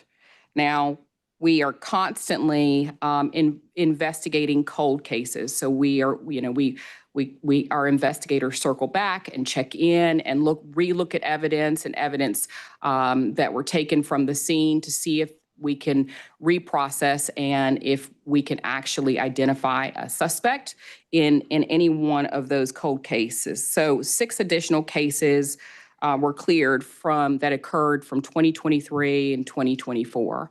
So that is fantastic work by staff. So our clearance types. So I do want to note that 93% of the violent crime cases that you see of the clearances, they were cleared by arrest. That means someone or a group of people were placed under arrest for the violent crime offenses that you see there.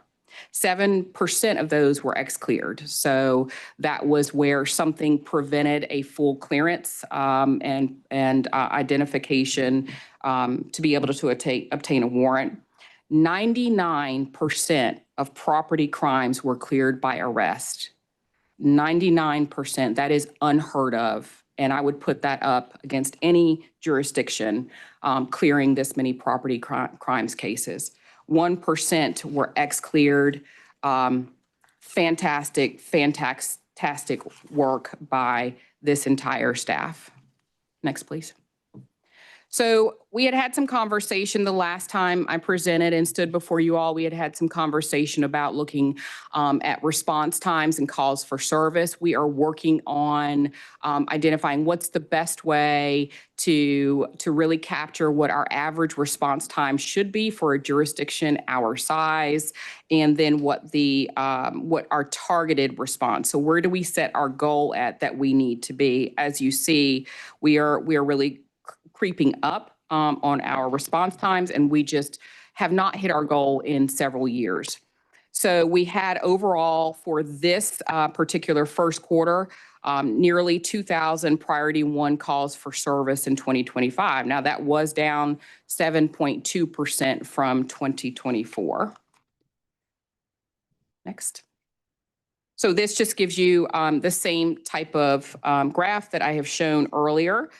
The things that we've really been doing to try and eat at the response time, we have monitored our staffing rates. We have added our slide and supplemental officers. So utilizing our lapsed salaries that we have, we've utilized that and added more officers to fill in the gaps. We've made numerous efforts to divert lower priority calls for service from our frontline officers. So we are really pleased with the rate of folks that are filing reports through our P2C, which is our web-based system of filing reports.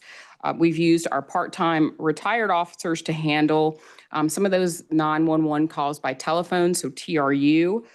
Our mandatory patrol shifts by officers. So we still have officers in all ranks that are actually still out riding and taking calls. I do want to shout out community safety, Ryan and his team. They are right in the mix with us, really helping us out with some of those calls that would have, that they take that would have actually been an officer would have had to respond to, which helps us get to those priority calls a little quicker.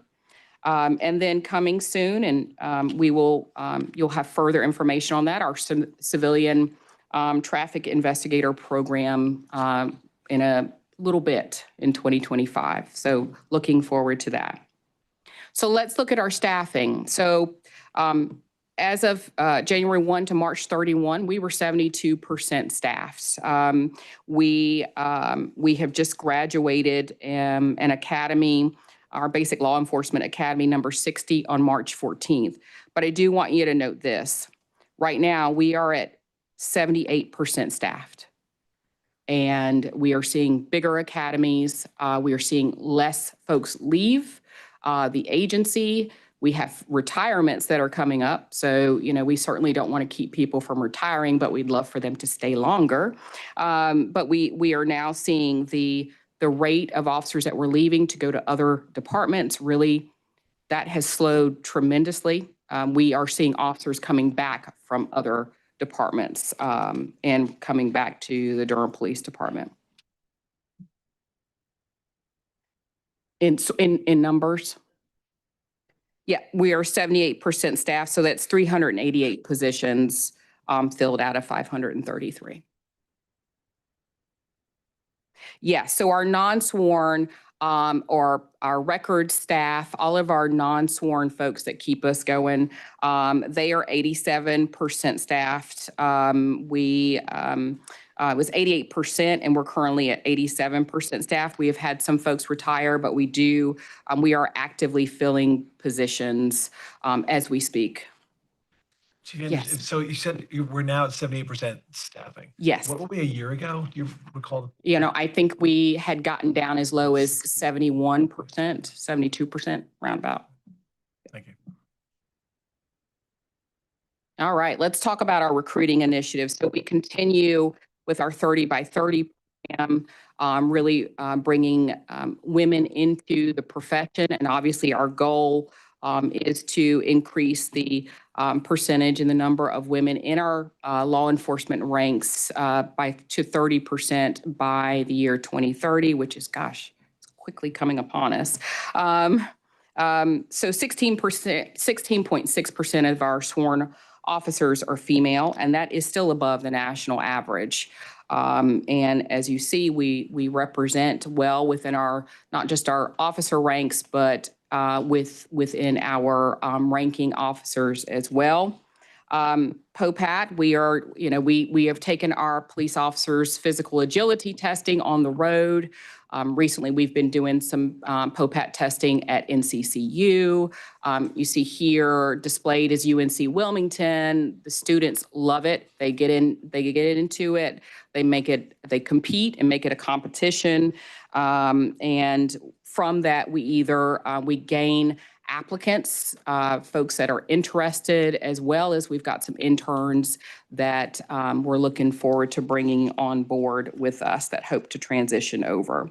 Our lateral officers, we are seeing officers with that bring to the agency either experience from the Durham Police Department where they left and came back, or experience from other agencies. And then we have partnered with LALE, and we are doing a marketing campaign specifically to target not just lateral officers, but also it helps us with our Spanish language recruitment radio campaign with LALE Radio. LALE broadcasts across more than 50 counties in North Carolina. So Elkin to Kinston, if y'all know where all those are, as well as Southern Virginia. So we're everywhere, and it reaches about 50% of our Hispanic and Latino population in the state of North Carolina. So I'm very proud of the work that our recruiting unit is doing and will continue to do.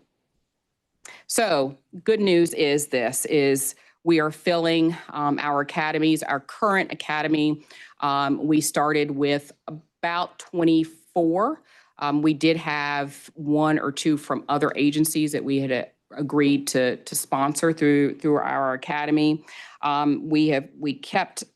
We've tried to keep as much as possible, but we always have a rate of folks that decide it's not for them, or they are not able to fulfill the state's training requirements.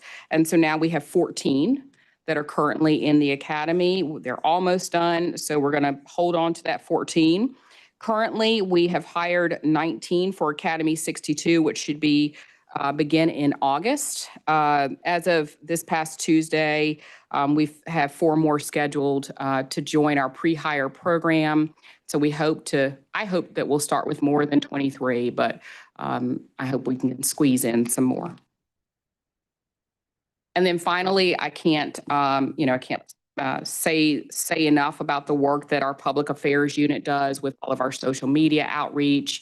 We'll start to see more stories about our officers and our non-sworn staff as well, to include, we have an officer that is, in his off time, he is pitching for the chili peppers, the glow emojis. So you might have seen him at the Durham Bulls ballpark in his uniform. And so he is helping us, with that effort and bringing more folks into the Durham Police Department. You can't be a baseball player, but you can certainly join the Durham Police Department. So that's it. Thank you so much for your time. Thanks, Madam Chief. Any questions, colleagues?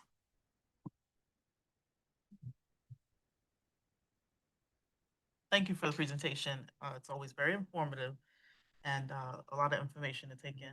I just wanted to just follow up. There was a speaker earlier who was speaking about survivor care, and I was just trying to figure out if there was any connection between community safety and wellness and the police department and survivor care. I know that was implemented over the last year or so.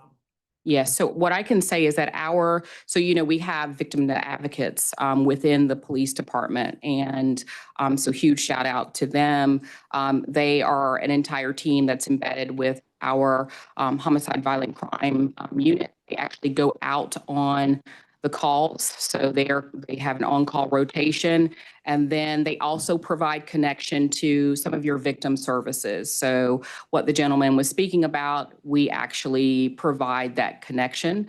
But answering your question, yes, we look to be able to connect them with, because what they do is a lot like what we are referencing with the Office of Violent Crime Prevention. Yeah. If I can add to that, Councilmember Freeman. So as council knows, you directed the Community Safety Department to stand up an Office of Survivor Care this year. They're in the final stages of implementing that, but I've traded messages after the gentleman spoke today with Director Smith. He is going to have one of his staff who has been hired, but they have not launched that program yet. Go ahead and reach out to them. And the Office of Survivor Care works closely with the police department and the victim advocates, so they don't duplicate each other's efforts. But if they determine that those are the best resources to address, but that person is going to be contacted today. Just want to say thanks, Chief Andrews. Appreciate the report. And obviously, it's always great when the numbers are trending down. That's always good to see. I know I've been on the council a short while, but I know these numbers can be somewhat cyclical, but it seems like the trends are looking good. I just want to give you a chance to sort of comment on what may be behind these trends, what you're seeing, or maybe sort of theories, kind of what's working. So what's working is, I think I know the amount of information sharing that we share and work with other agencies, the work that our units are doing, with each other. So our criminal investigations division and our organized crime division, we are really working hard at identifying, people that are responsible for driving much of our violent crime. Recently, when we have neighborhoods that are really hit hard with violent crime, we work to ensure that safety is restored, safety and security are restored for those residents. There was recently an operation in which I think it was 20 or so guns were seized, in a 3-day operation. So we're working very hard to be able to address who is causing this violent crime within the community. We're working with our federal partners in order to make sure that if they qualify for enhanced charging, that we are pursuing that option. And also, too, we're having just the conversations with the communities, right? We're letting them know you don't have to tell us who you are. You can give us the information. You can partner with us. So, and I think that that's helpful. I don't know that I think violent crime for us now is happening a little less in cycles, but I think what you'll start to see is now that our kids are out of school, you might see an increase in vehicle break-ins and vehicle thefts, right? Because we've identified that we do have repeat juvenile offenders that are linked towards some of these other groups that are responsible for committing a lot of our non-fatal and fatal gunshots and violent crime. So. I appreciate that. Again, you and your whole department have our sincere thanks. So appreciate it. Thank you. Thank you very much. Yeah, go ahead. Hey, Hi. thank you for the presentation. I just had a couple of follow-up questions. I heard you say that when we were talking about the overall shooting incidents, that there were gun seizures in 130 incidents, and then you said a certain number of guns per incident, but I missed it. Yes, I believe it's so the weight average is 1.35. 1.35. Yes. And is that trend is up? We're Yes. seeing more victims now. I remember you saying last time, and we're seeing more weapons being used per incident. Yes. Okay. Yes. And then I know we talked about this last time, but just to revisit it, sorry, hair stuck in my glasses. Okay. Just to revisit it, the guns stolen from vehicles number is hugely increased. We talked about tracking of the stolen guns last time, and so still are these numbers just reports of stolen guns, or do we have any method of, if they're recovered in an incident, do we have a method of going back and amending those numbers of stolen weapons? Like if they're not reported and you later find that it was used in a crime that's not related to the person? Correct. So we have to, so if it's a stolen gun, then that stolen gun is entered into a national database. And so if that gun is used in a crime, it leaves its own signature mark, right? So if we recover that firearm or any firearm, we always will test fire that firearm that's recovered. And we will be able to retrieve that casing to find out, okay, was it stolen?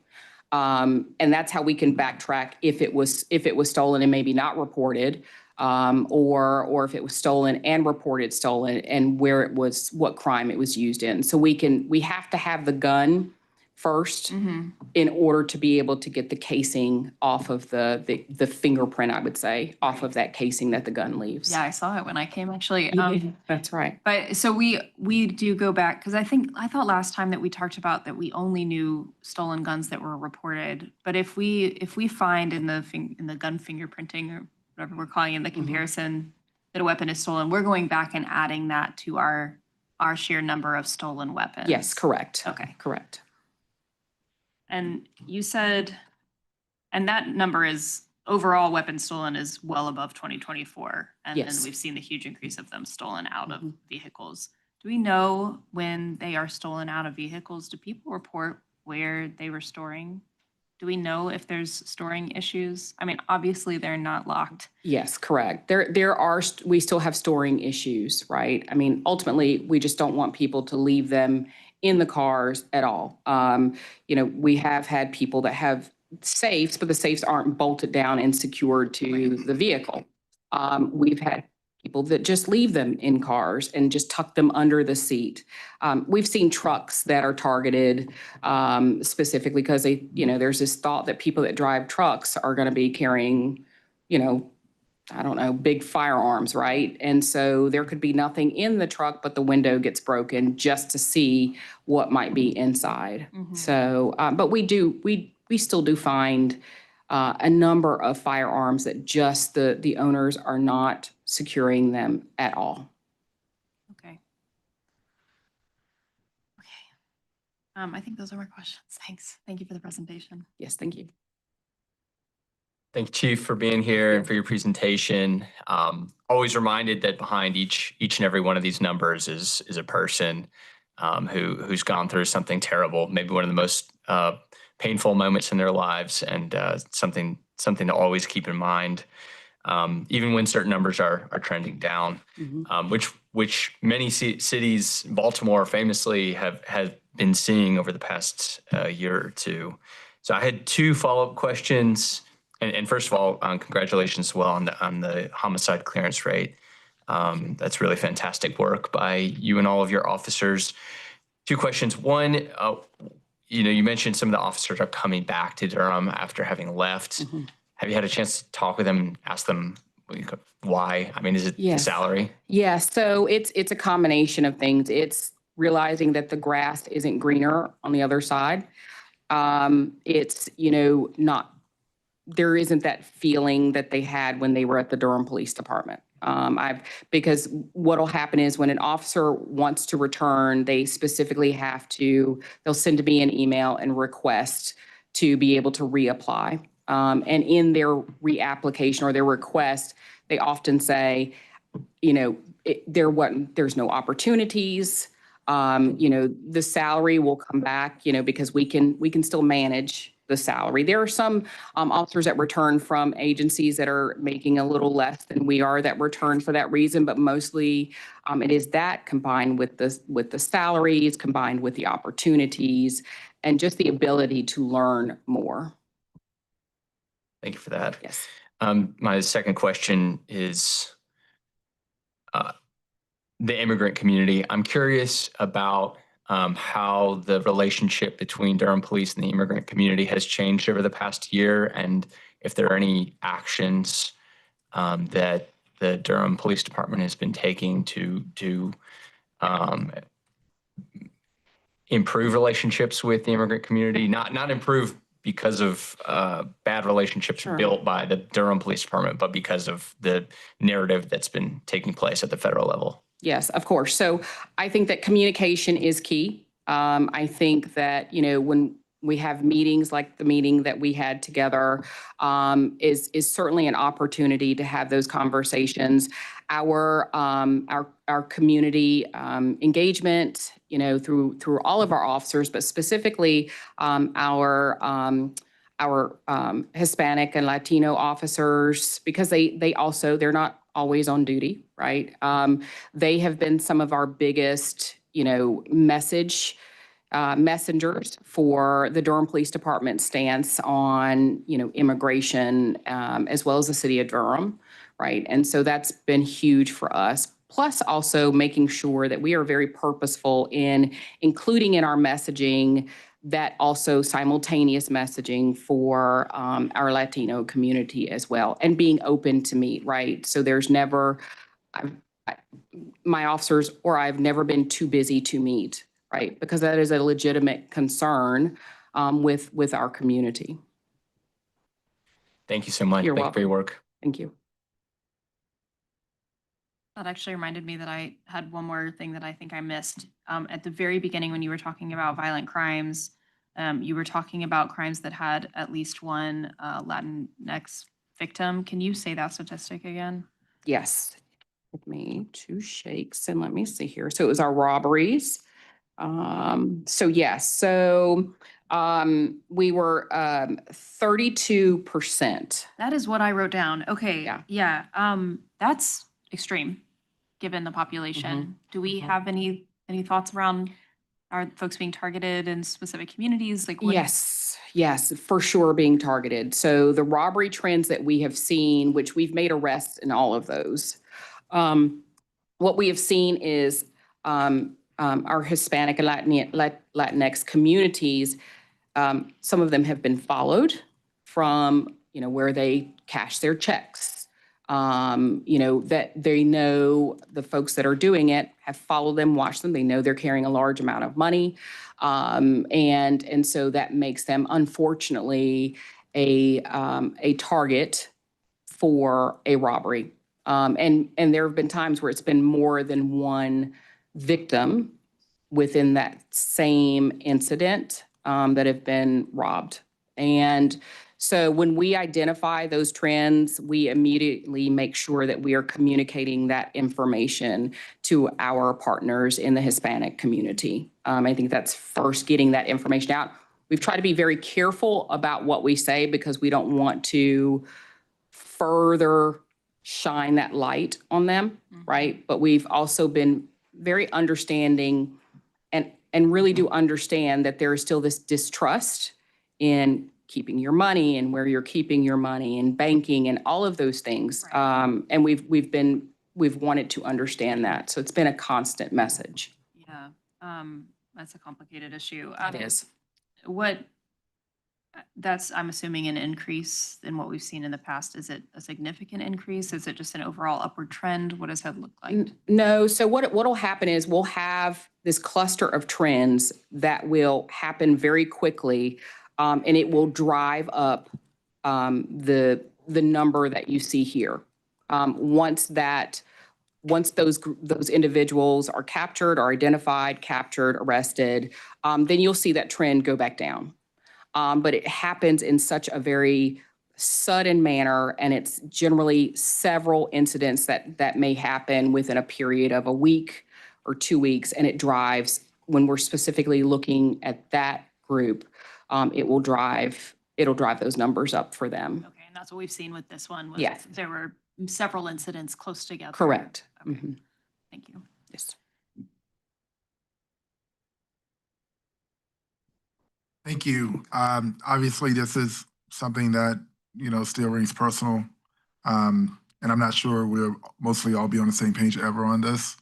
Do you know off the top of your head whether there was like a big shooting on Tuesday night around 8:30 p.m. in McDougal Terrace that resulted in about 20 or 30 shots? I didn't sit in the watch report.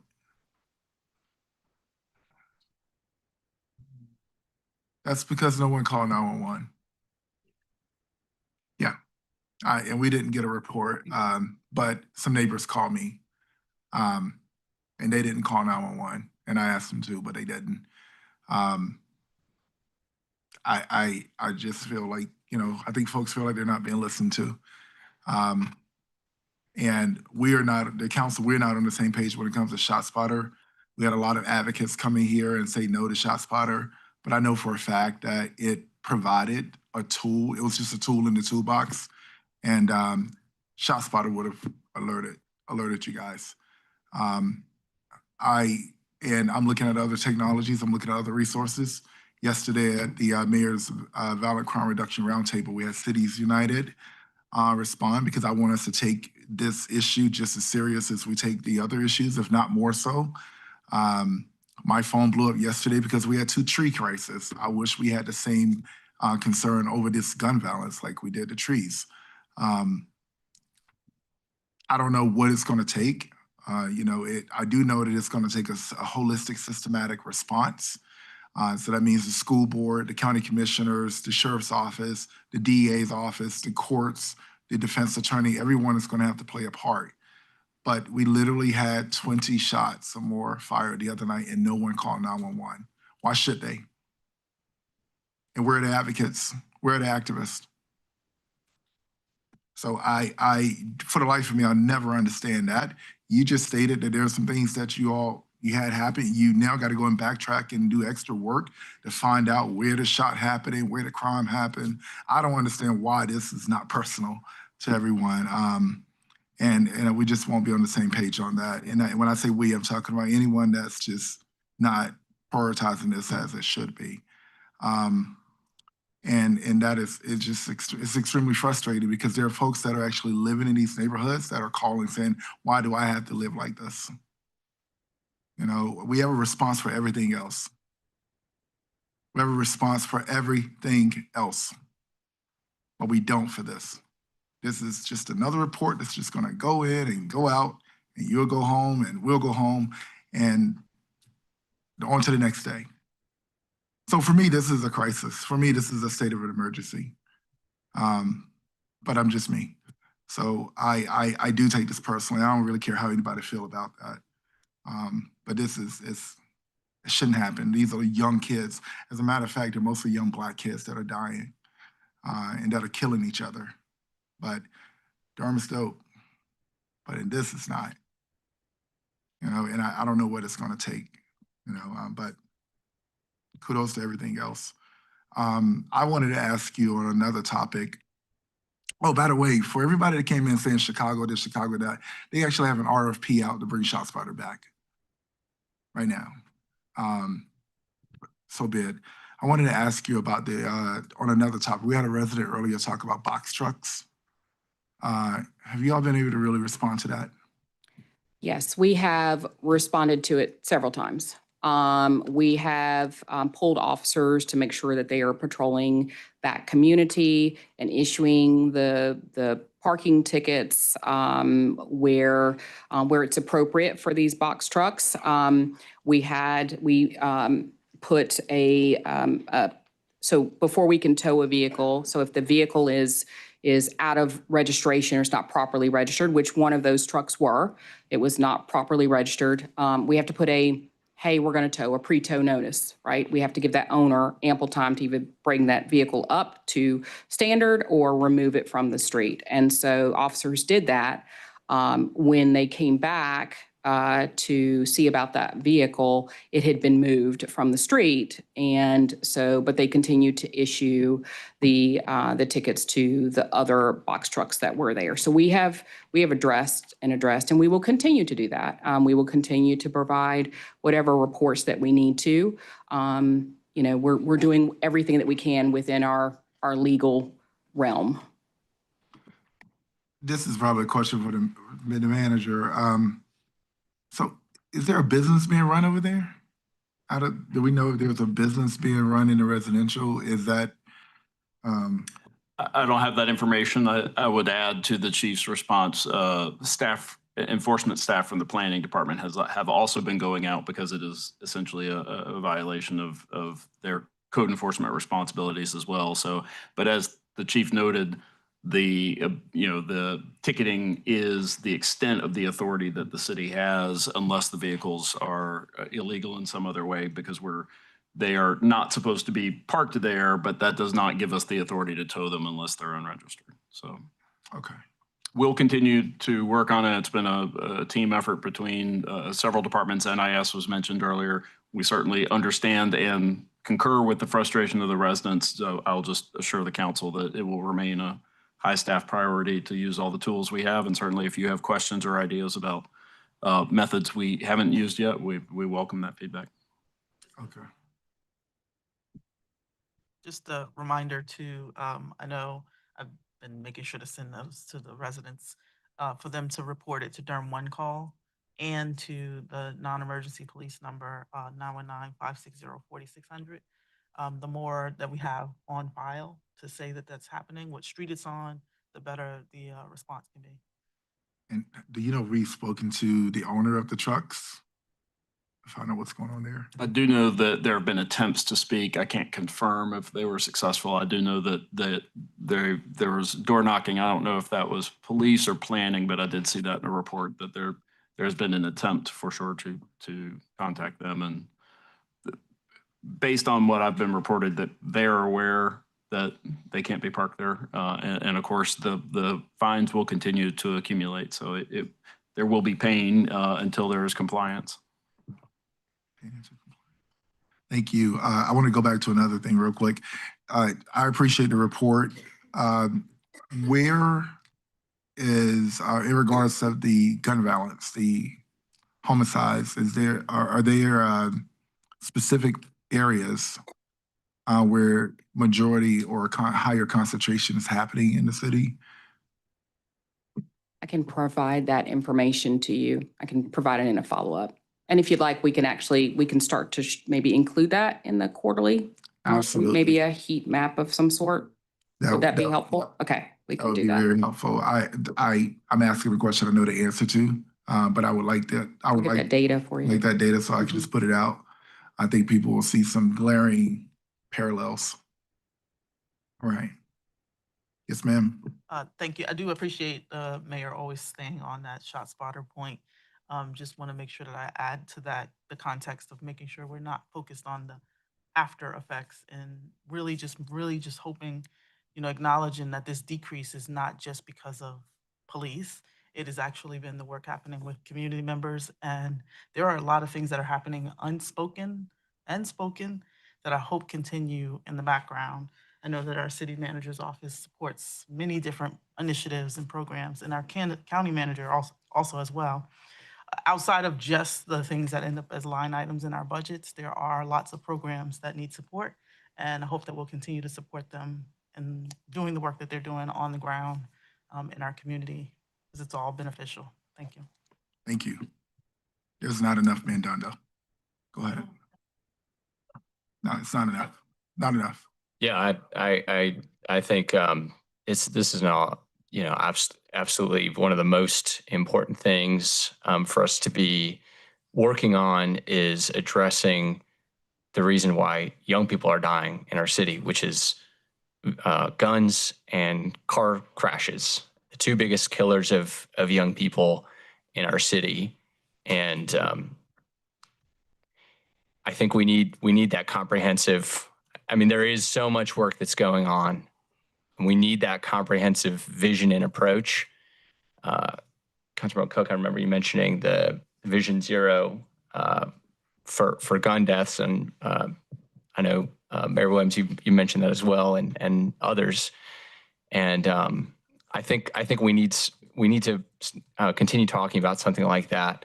Continue working with the police department, community safety, and all of the other actors that are doing the work before crime happens, violent crime happens, because it is absolutely one of the most important things that we can possibly be working on.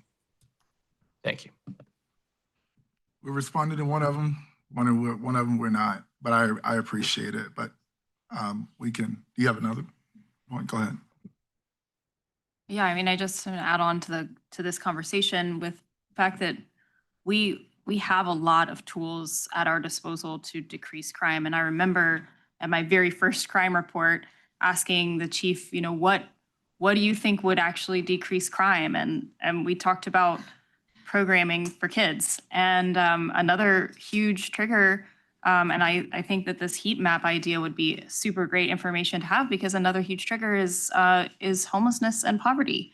And what I think that we're going to see is that folks who are housing insecure are in these areas that are facing the most gun violence. And, you know, Mr. Mayor, you said that we have answers to all of the things, but another huge thing, and actually the number one concern for our residents year after year, is housing and affordable housing specifically, and we do not have answers for that one. So I mean, this is something that I feel like a lot of us are really, really passionate about, myself included, and that, like my colleagues have said, that the answer to me is preventative work. I think that Chief Andrews, like myself doing eviction work, like, we would rather our jobs did not look like what they look like. I would love to be doing something else rather than defending evictions all day long, because I would like for our courthouses not to be filled with people facing eviction. And I would imagine, and I'm not going to speak for you, but I would guess that Chief Andrews would like for her job to look differently as well. We don't want to be responding to gun violence. We want to be assisting the community. We want to be like doing parades and having celebrations. We don't want to be responding to shootings. That's not what I imagine our police officers want to do either. So yeah, I mean, when we're talking about, we bring ShotSpotter up again and again, and to me, it's a tired conversation because it is a reactionary tool. And if we want to put that money into something that's preventative, I really want to see that happen. And I want to see things that are actually bringing results, that are actually making the population safer. And one of those things, one of the biggest indicators is housing. So I'm going to be pushing for that a lot this year.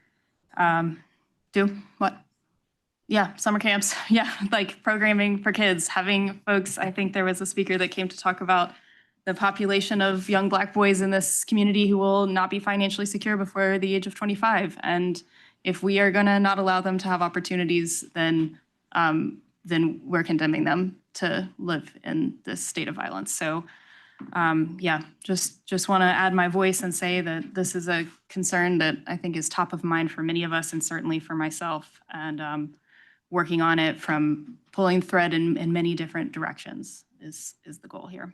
So thank you very much. All right. Well, I'm done talking about it as well. On June 3rd, I'm just showing you what I'm doing. As I stated in the last meeting, there are 15 youth organizations where we'll be giving out money to. We'll be giving out two $50,000 awards. We'll be giving out three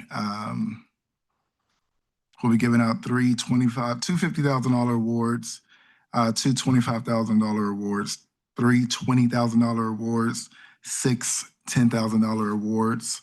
I was motivated to do this because we're just not on the same page. We're responding to one issue that's killing people. We're not responding to the other. In the real world, people are dying, and the police do have to do investigations. We have to know where the things are happening so that we can backtrack.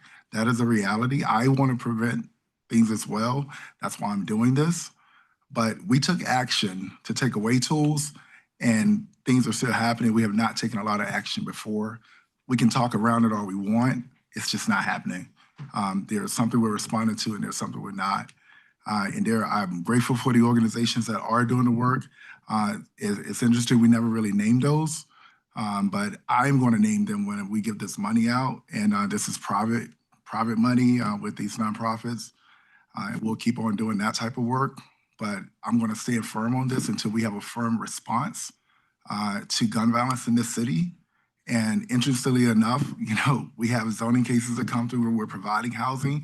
We need housing at every type. And I think our actions are going to speak for themselves. But Madam Chief, thank you so much. We'll move on. Next up is the finance report.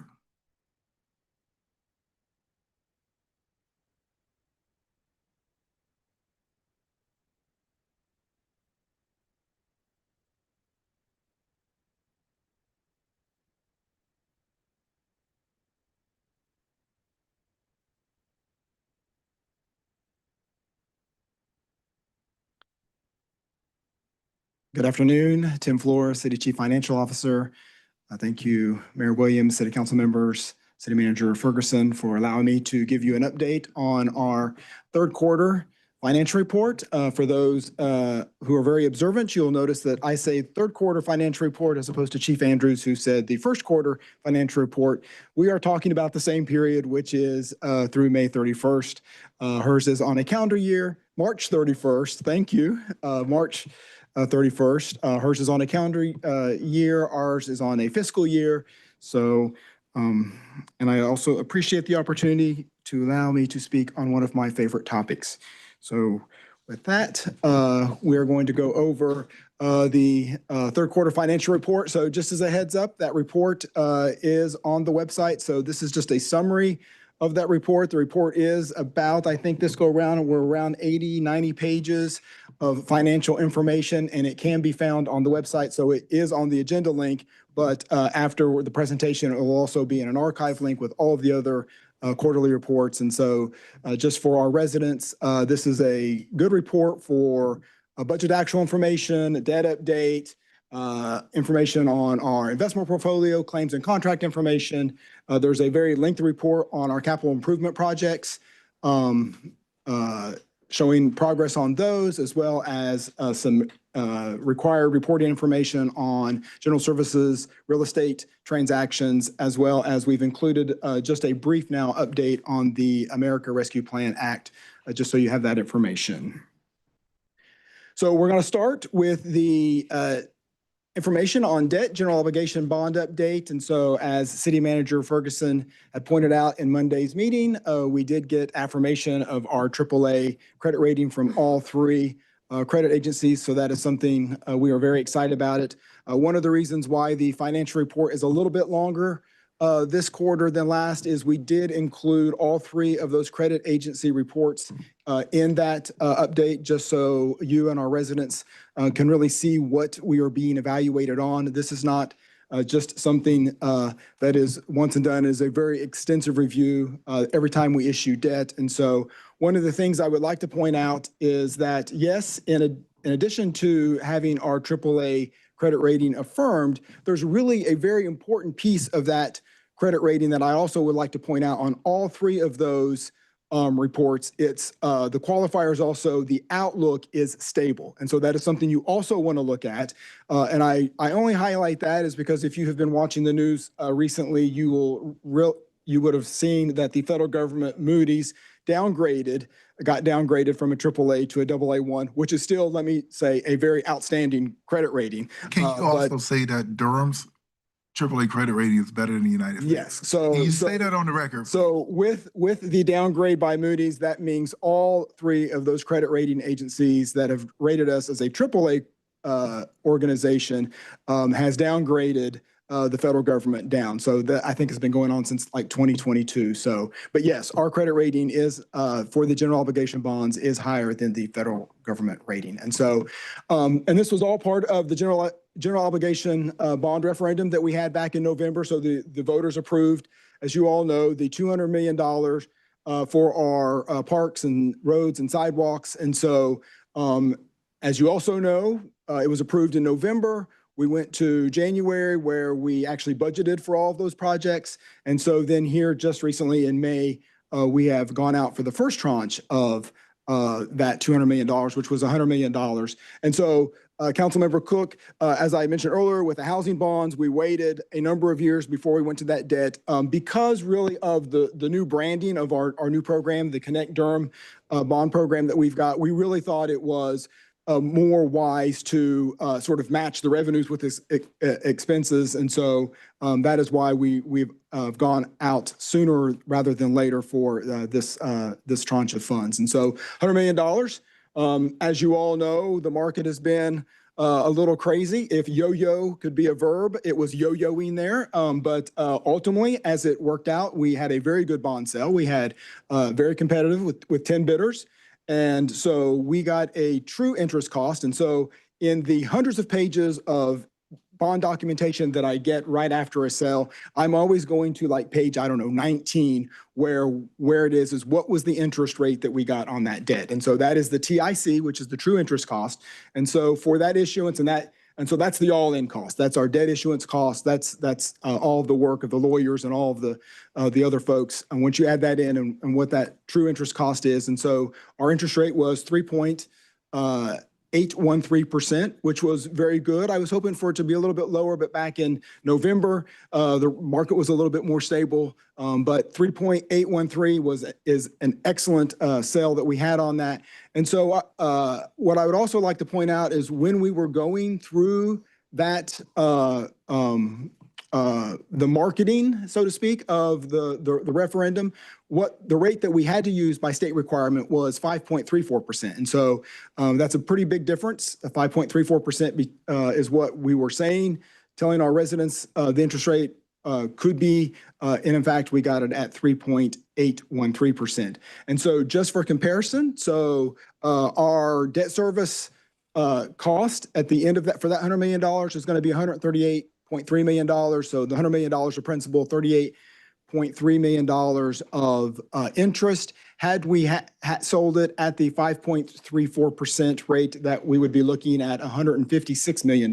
So in essence, this is the value of the AAA credit rating, is we, in essence, in this issuance, saved our residents about $18 million over the life of that. So we go to closing on that bond sale next Tuesday. So we're very excited about that. And so I appreciate the efforts of all of those involved in that process to get to that sale. There is a lot of work. This is not just like getting a car loan. There's a lot more involved to it and lots of other people involved. And so we'll be glad to the closing on that. So next, I would just sort of like to give you an update on our investments. And so this I wanted to sort of point out again, because on one side, we're paying debt. On the other side, we have investment. We have an investment portfolio. And so I did want to sort of point out there on the right, in the middle of the graph, it shows what our investment portfolio was as of March, $718 million. So that is a lot. That's a big number. But what I also want to point out is that is probably as high as you're ever going to see it over the course of a year, because the property tax revenues are coming in December.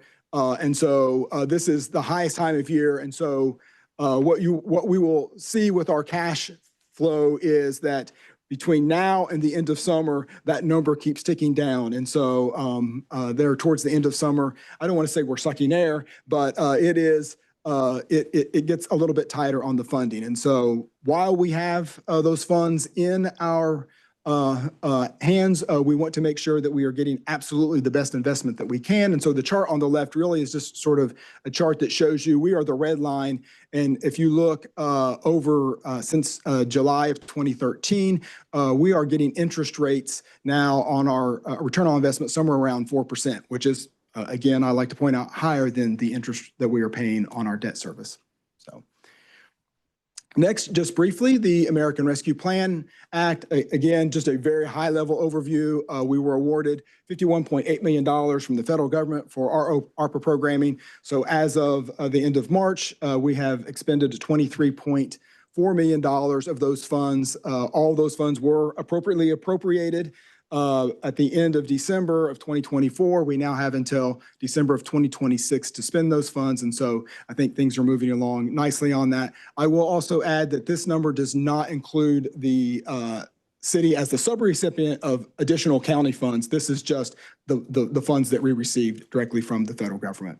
So we have a total of, I think, 30 projects. I think it was like 34 contracts, multiple contracts on a couple of the projects, but we have 5 projects completed, and so there are still 25 projects that are in process. If I could just add, I really appreciate the links that you've made available in the presentation that tie right back to the website. So thank you. Okay, thank you. So thank you, Julia, who it is so nice having someone who can work on a lot of that stuff and do that for me. So jumping into the general fund, this is the actuals through Q3. And so really what I'm just trying to show here is the line graph is the actual approved budget. And just really want to show you that over the years, we're trending right where we need to be trending. 3 quarters in, expenditures are $221 million and revenues are $231 million. But again, nothing jumps out as weird or unusual that we have concerns about. So now. Real quick on that, Mr. Sure. Flores, are you predicting a small surplus that looks like that's trending towards some surplus, right? When usually. Well, no, and we're gonna get to it in the Okay, projection. sorry, How's that? didn't mean to jump the gun, yeah. I would like to tell you that.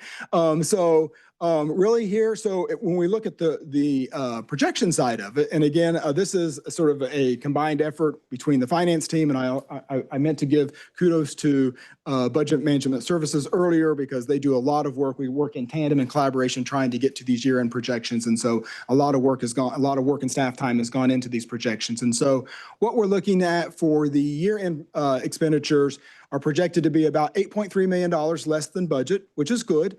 Unfortunately, revenues are also projected to be $2.1 million less than what we budgeted. So we're monitoring that. That's mostly related to the sales tax, not a surprise there.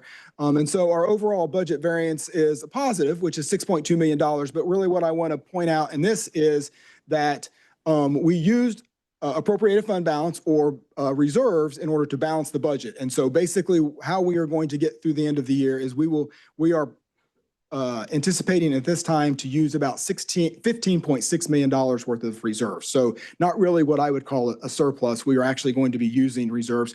It's not typical that we use that much, and it's not concerning at this point, but what I want to say is while we are still above that 16.7% threshold of expenditures that we want, what it is just saying is that we are, not having all of some of these extra funds that we have seen in prior years because of the growth in sales tax. And so things are getting a little bit tighter. And so we are making sure that we are watching things a little bit more closely.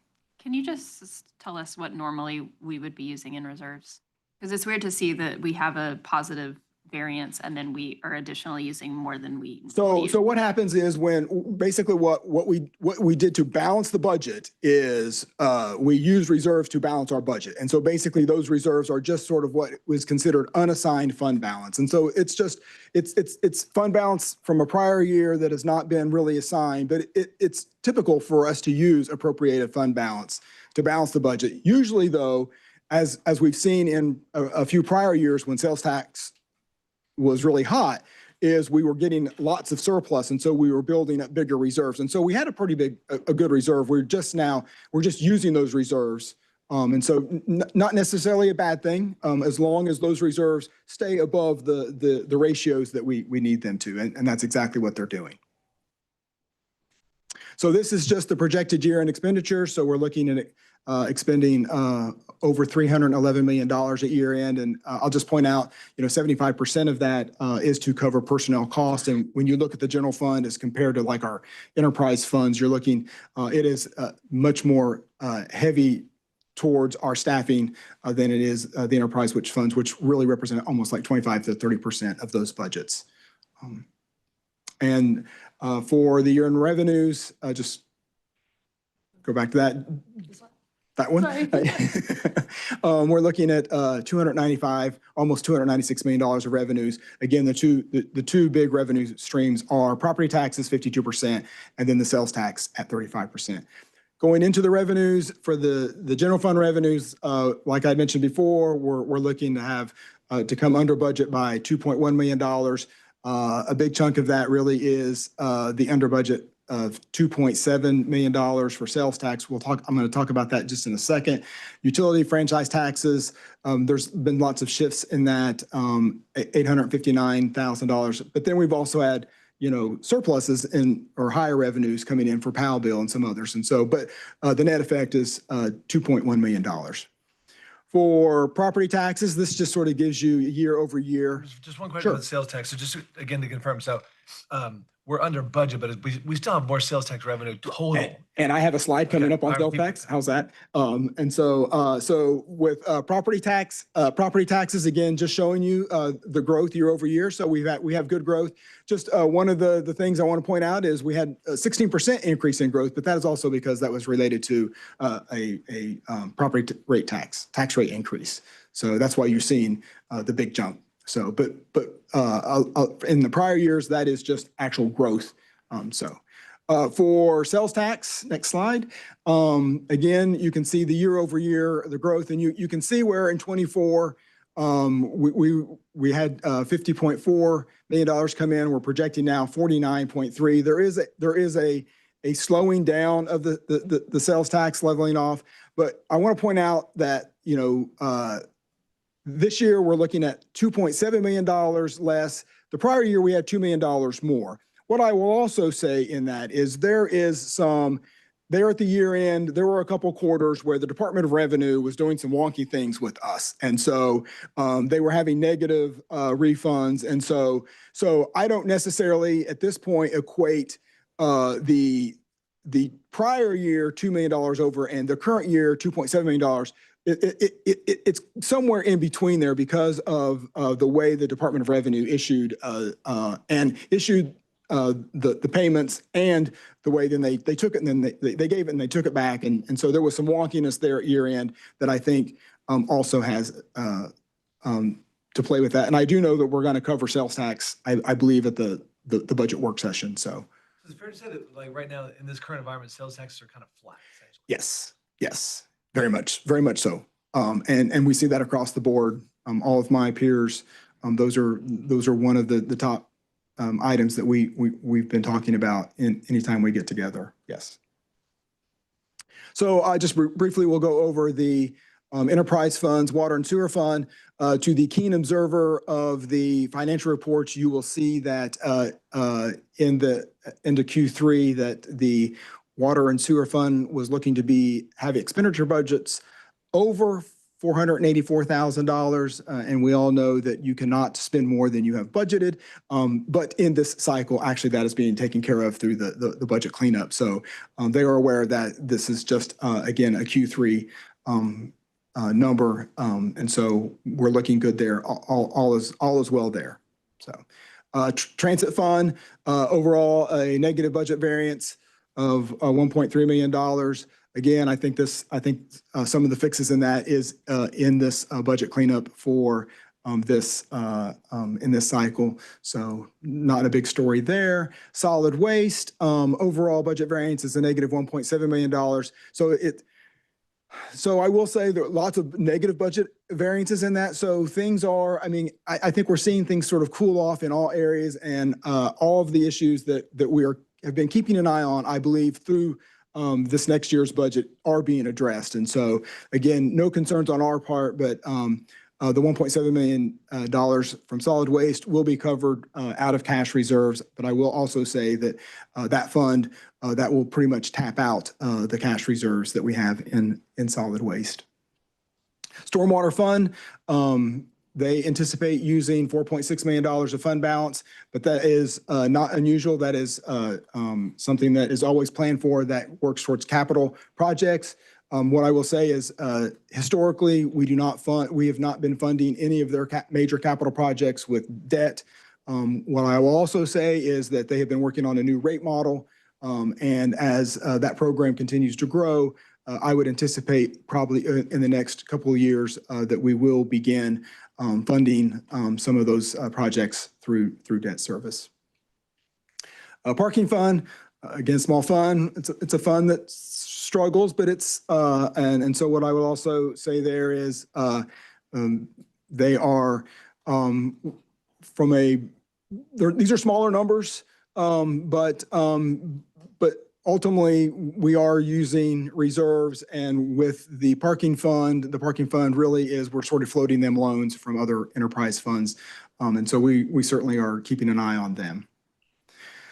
Really, how I'd like to close is just highlight again sort of all of the financial mechanisms that we have. And so there really are three that I work on two. Budget Management Services works on one. And so what I want to highlight is the fact that, and these quarterly reports are all part of one big, they're all interrelated. And so we start with the budget. You've been working through that budget process, and there's going to be the budget document that absolutely comes out is going to tell us what we're going to do. Then we circle back around in finance at the end of the year and tell you what you did.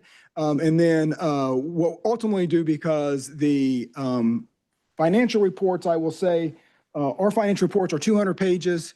What we ultimately then try to do is come up with something a little bit more useful to our residents, which is what I call the Residents Financial Report. I think it's called a popular annual financial report from the GFOA. But really what I like this document, because for me, this is what we use to highlight to our residents their return on investment. You know, they're paying property taxes, they're paying user fees, and what I like for them to see is, you know, in as brief a document as possible, what that return on their investment is in the community. And so, we'll go to the next slide, I think. So the comprehensive annual report, again, audited, 200 pages, and then this resident report. And then I would have brought in the budget document, but I did not have a hand truck available because it is a 400-page document. Very important information in that document. And so, which is why I think ultimately at the end of the year, again, I will promote this document. It came out, I think, in December. We do have copies in the lobby and in key points around the city. And so this document is both in printed as well as online. And what I also wanted to highlight was the fact that these three documents are best practices from the government finance officer that we do. And they are all three part of their award program. And so the fact that we actually receive outstanding awards for that, actually we are also designated as a Triple Crown winner. So not only are we a triple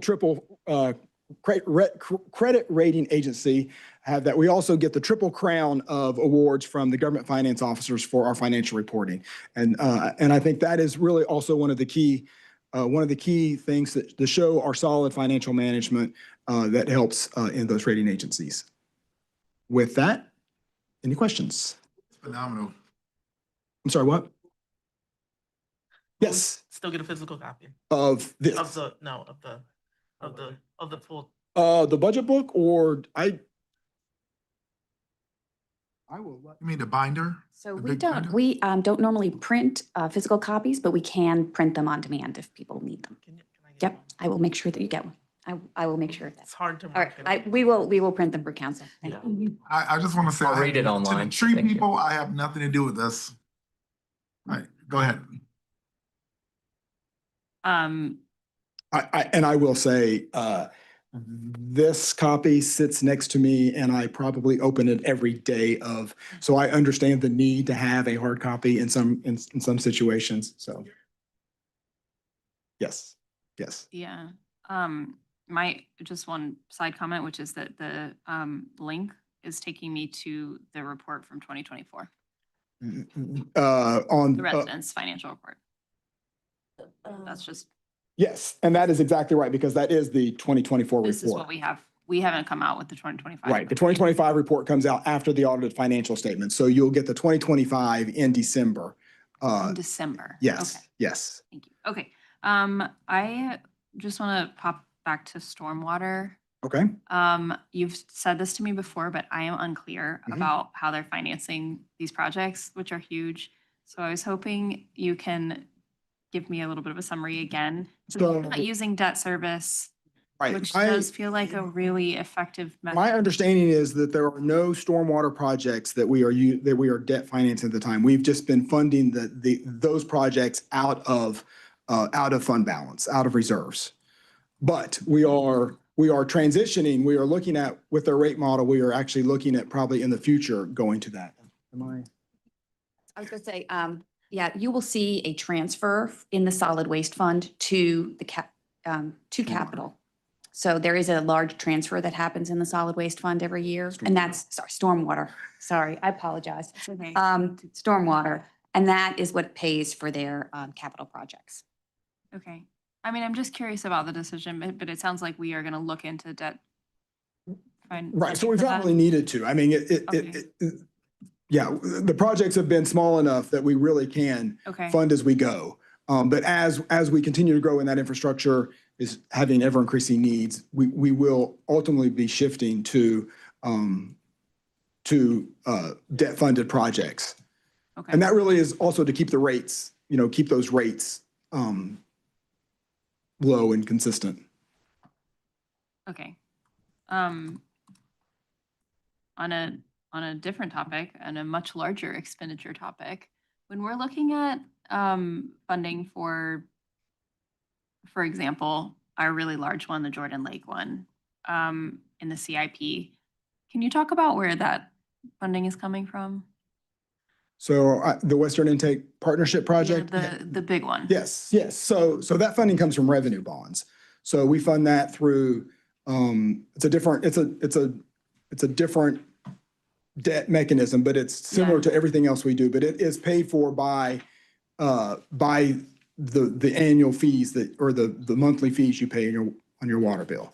That's paying the debt off. It's part of, right. So the Water Management Fund is an enterprise fund, and it is completely supported by user fees. And so they've built all of those construction costs into their rate model. And that is how we back into the rates that we pay. And so the debt service will be paid through what they call revenue bonds, which is we go to the market and it's the same kind of debt. Okay. It's usually a little bit higher interest rate, but that is how that project is getting funding. So it will be funded by several $100 million worth of debt.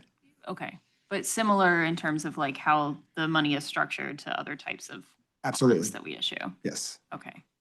Now, the general obligation bonds, you get the best interest rates because that's secured by the taxpayer, the tax rate. Revenue bonds are still, you get a competitive rate, but it's a little bit higher interest rate, and it's paid by the rate. Secured by user pay. Yes. Okay. Yes. Okay. Thank you. Helpful. Any other, what? Thanks, Mr. Floyd. I have two questions. So back to the original conversation, you were talking about fund balance and using some cash funding some projects. And now with the sort of like the idea of, do we want to market the bonds, the Connecting Durham, that we're sort of like now going quicker to the markets to debt fund those projects.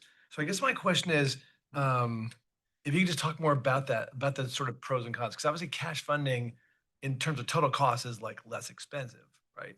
Well, so when I say cash fund, what we're doing is we're just using, using available cash that we have. And then we ultimately reimburse ourselves. Once we actually go out for debt, we actually reimburse ourselves for the cash funding that we do. Now we do, I think our policy is we do pay-go. So about 10% of our capital plan is paid as, is just cash as a pay-go.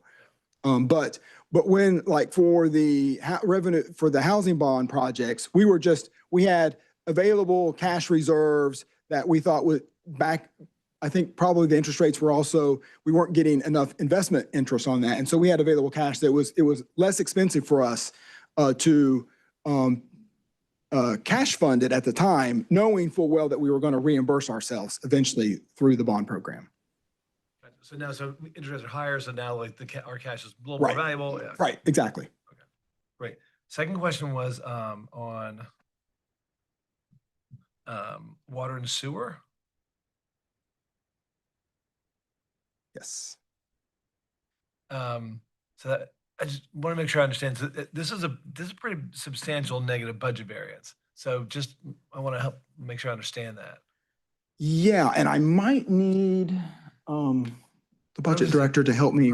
Thing or what's going on? Uh, Because again, this is an enterprise fund, where folks pay for it through their water rates, right? Yeah, I mean, I think that they have had several things happen in the fund. There was some, they had some hiring going on, so they had some personnel costs that were probably, their vacancy rate was a little lower. And then they did have some chemical costs and other things associated with that. That probably is an explanation of that budget variance. But not an overall concern for the fund since it's got a healthy fund balance. And again, I think you mentioned that in the coming years, so this is all being addressed in our. Yes, With and the I would rates also and all. say with the water and sewer fund, we probably were a little over aggressive with our investment income projections, and so they came in less as well. That plays a part of it. But again, their fund balance was, I mean, it is a healthy fund. So. Thank you.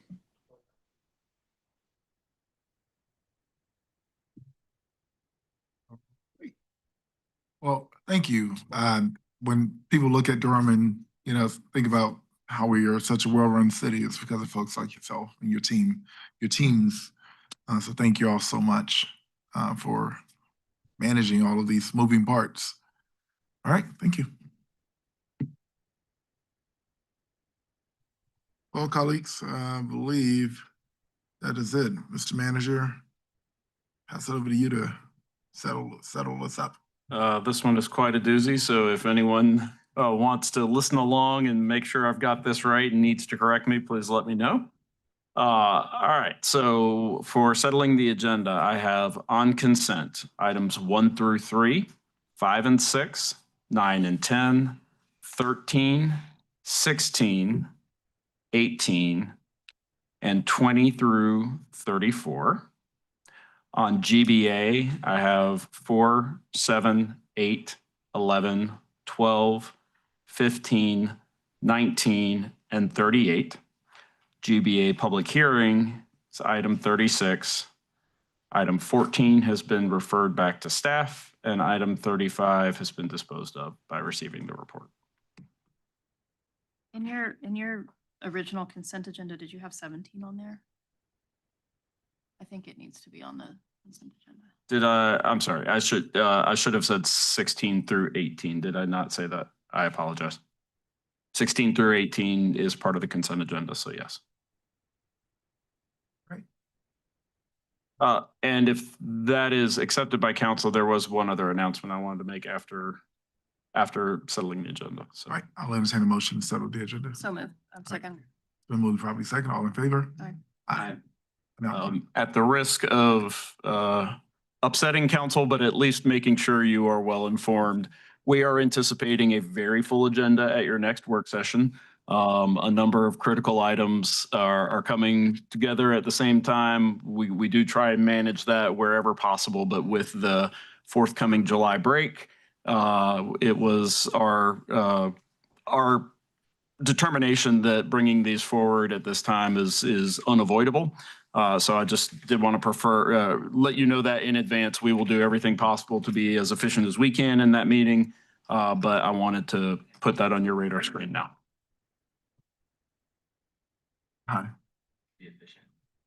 Yeah. I actually, considering that, colleagues, if you don't mind, I'd like to reach out to your admins to see if it's possible to start an hour earlier. If that works for the schedule. For the work session. Mm-hmm. Yeah. Well, so we'll reach out with some correspondence and see if it works for everyone. If it works for everyone, then we'll do that, and I'll work with staff. If it doesn't, then we'll just stay on at 1. Is that date the same one that's also potentially for budget hearing? That We already is. have that morning blocked off. Okay. So we're gonna be here starting at 9 a.m. anyway, if we need it. If you need it. Yeah. So June 5th. Yeah, Yes. right. Most of the time not needed. June 7th? Yeah. That's my anniversary. Are you serious? Oh, so nice. All right. She's gonna share that. That's very cute. Making the council, I city council. couldn't leave holiday. without just making sure to say, I understand the mayor's passion. And I do want to just note that I know we're not doing nothing about gun violence. I know there's a lot of work happening at the staff level around it in different ways and shapes and forms. And I just want to make sure we don't cast. There is work happening. It may not be enough. I agree on that point, but we'll continue to do what we need to do. Thank you. That's all. Nope, I'm not gonna respond. I think it's clear where I stand on it. All right, colleagues, thank you all so much. We're adjourned at 3:49. Take a second. Yeah, do you mind? My office, yeah. Can you get